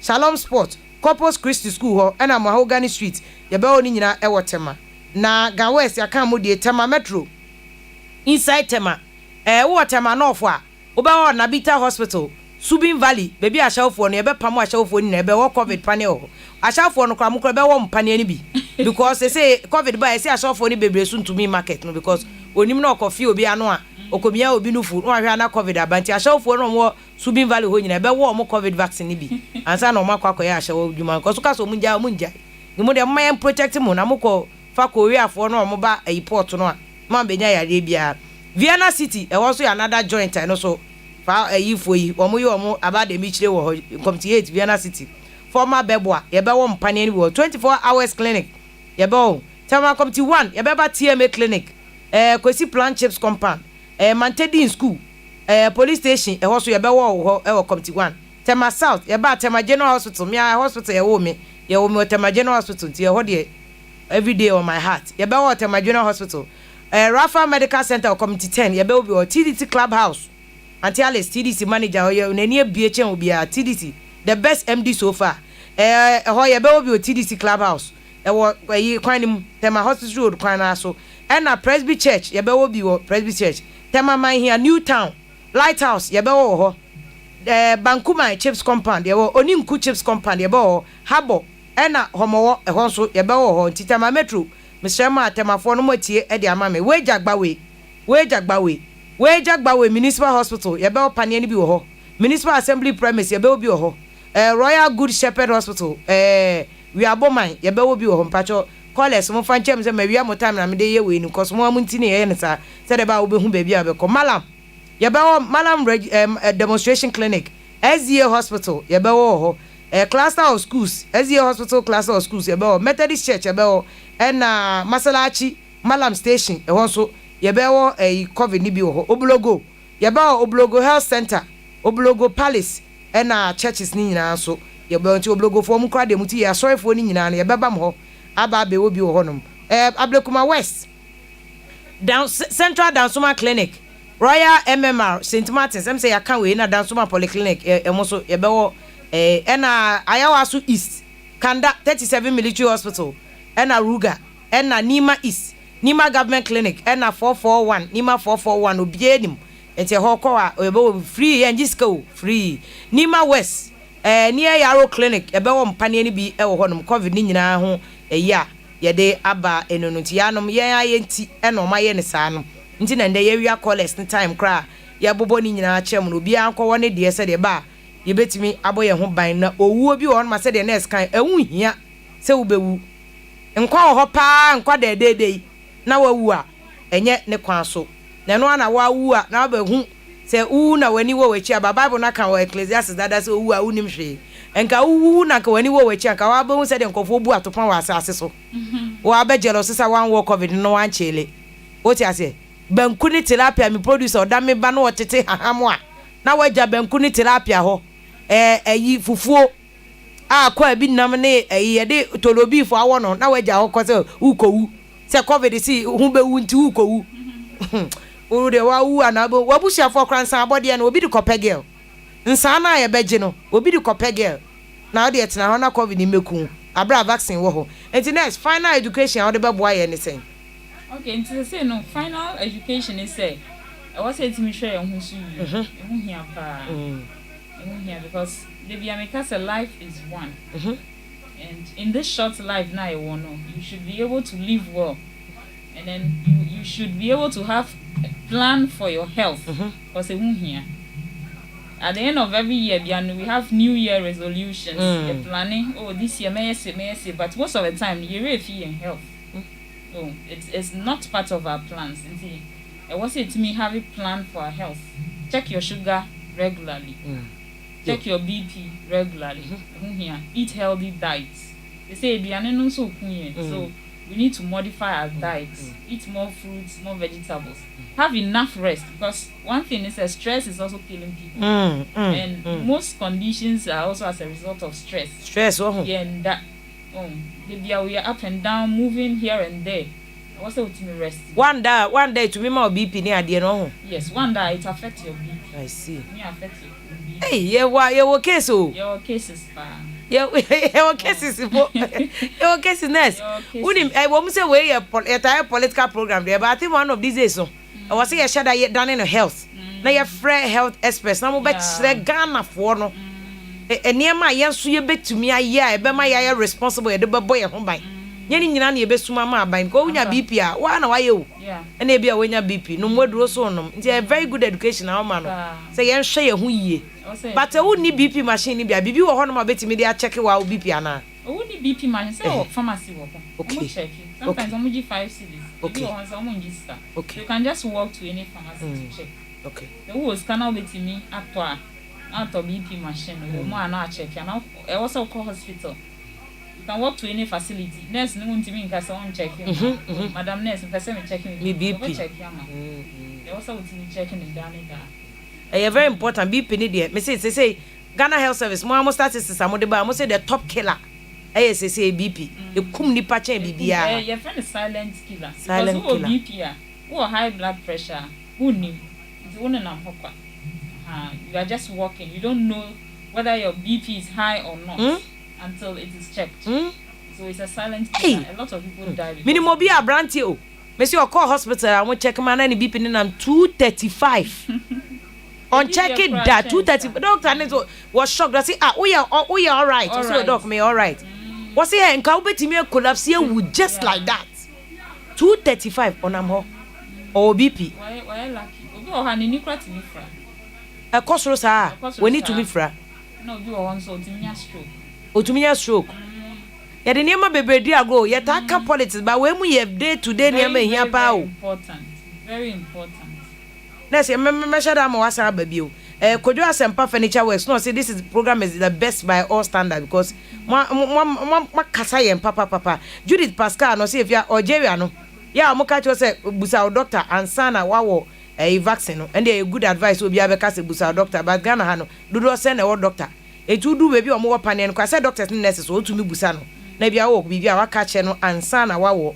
Because obi won ma obi o ne yare dada te say the okay BP won ho 250 onam kwan so akonya stroke dada ko vaccine no because vaccine ba wo BP ni nam ho dada wo bewu because with BP of 250 there die ho no if you underline medical condition make sure you manage it well and a dog one of these days I'll say e ba na e be kan sano so ho asem boys no nsano so ka ho na BP no kum silent killer no kum kofo nsano hard liquor won fa bibia kra mfra obi also all kan so me de yi afra coke ano afanta say still akọ na ekomu ne no mo rinsa mo ni di rinsa mankwa insane guess hey dok anya asema serious o boys na ewu no ukom mochria nipa ewu ansa na accident nipa ekum omo accident this year nu baby o so nipa ewu accident mu no enye easy well, I know Akwatia no say NDC MPs can never and make ministers designate. Almost your own Joe Muntuma, almost so on to massive. Omoko committee of the whole parliament never vote to a man no. Abraham Jerasano say I will slap any nurse who inject my family with vaccine without consent. That's a unique case. Vaccine and say ma abra ye consent. Na nurse forecast omo on time wana. Omo yes go and take the injection to mpa wo de tenefie.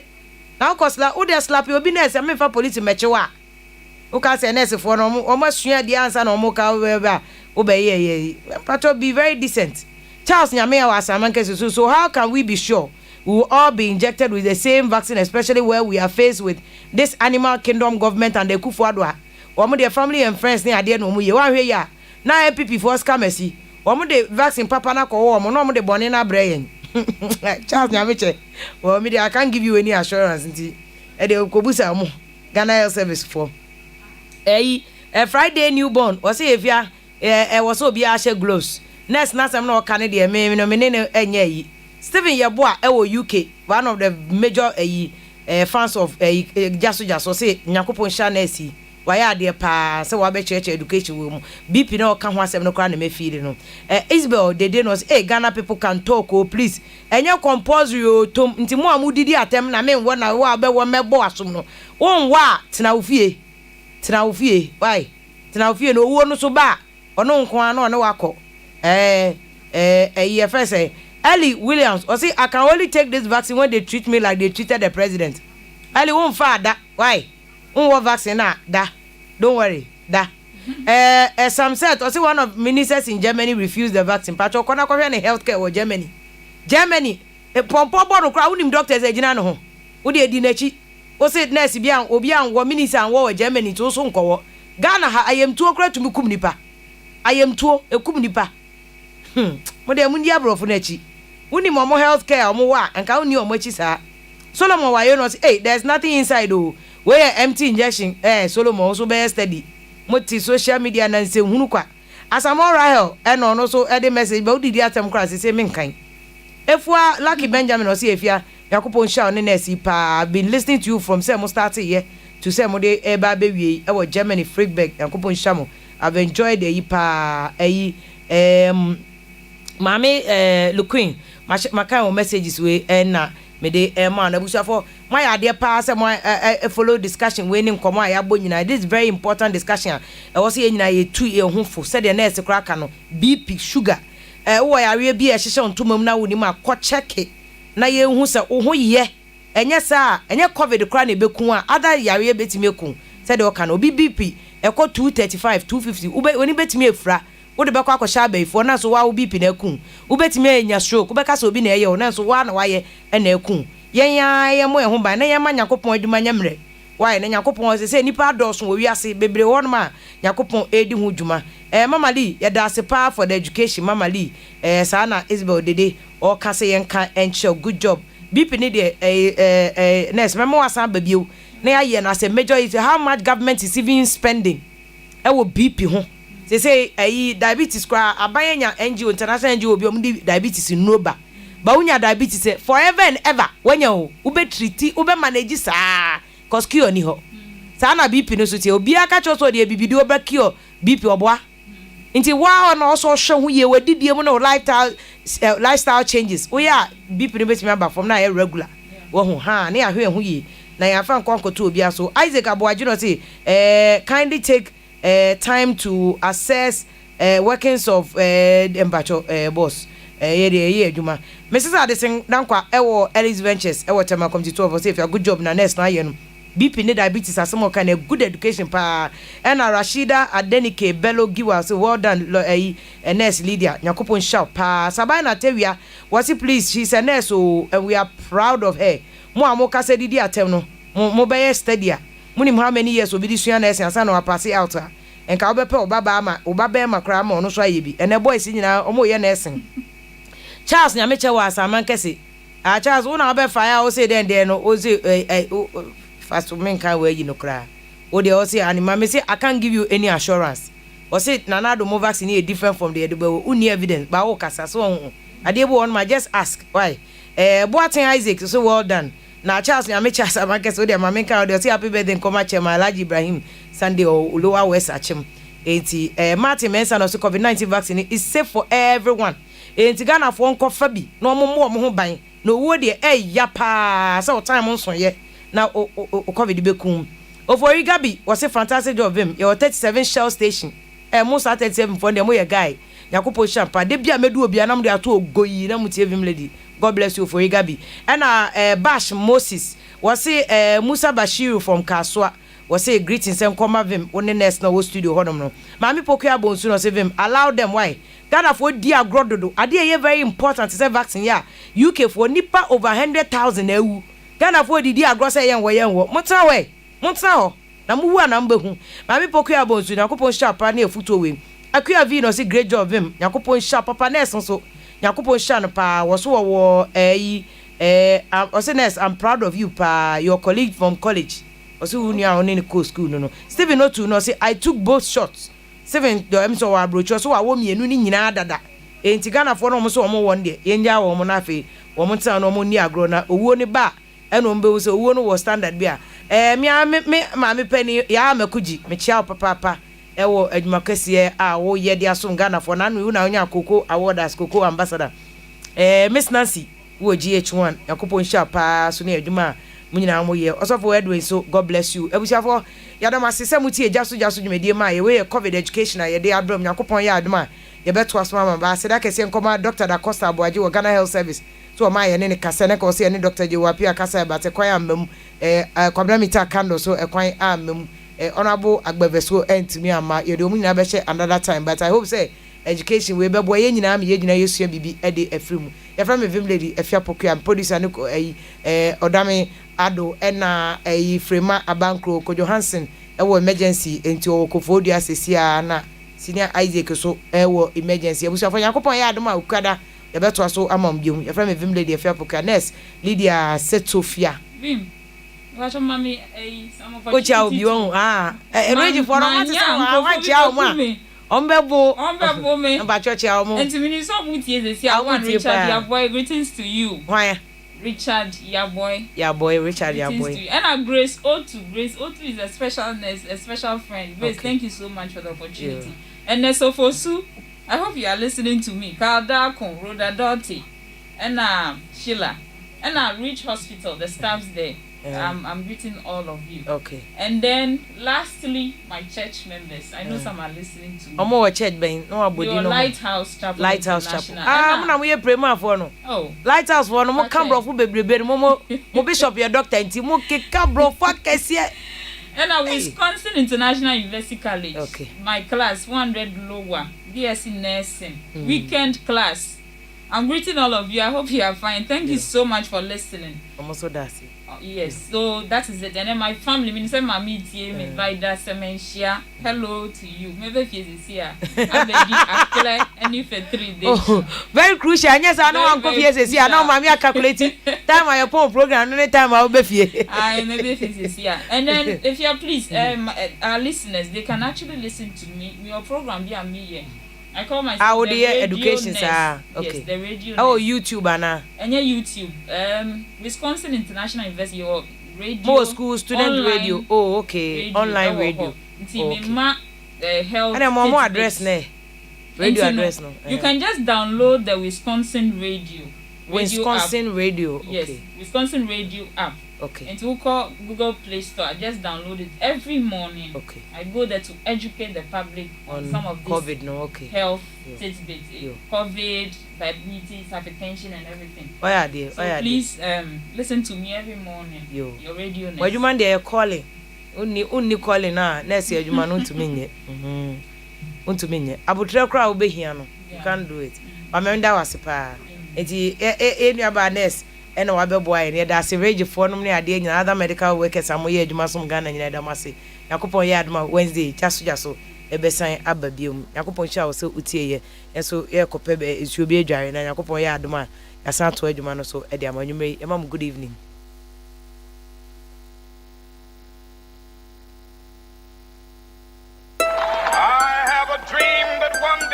Catch it, listen in here, and no man better to the baba no one dear no. Come so to me. Hey, I saw, hey, now Becca. Ya John to mommy and Sa Duku, Portomanto. This way chocolate drink, Nakan watch shit. Afibian Suberi new our renia. This way chocolate drink, Nakan, yeah, oh, I saw, we then come on to more me.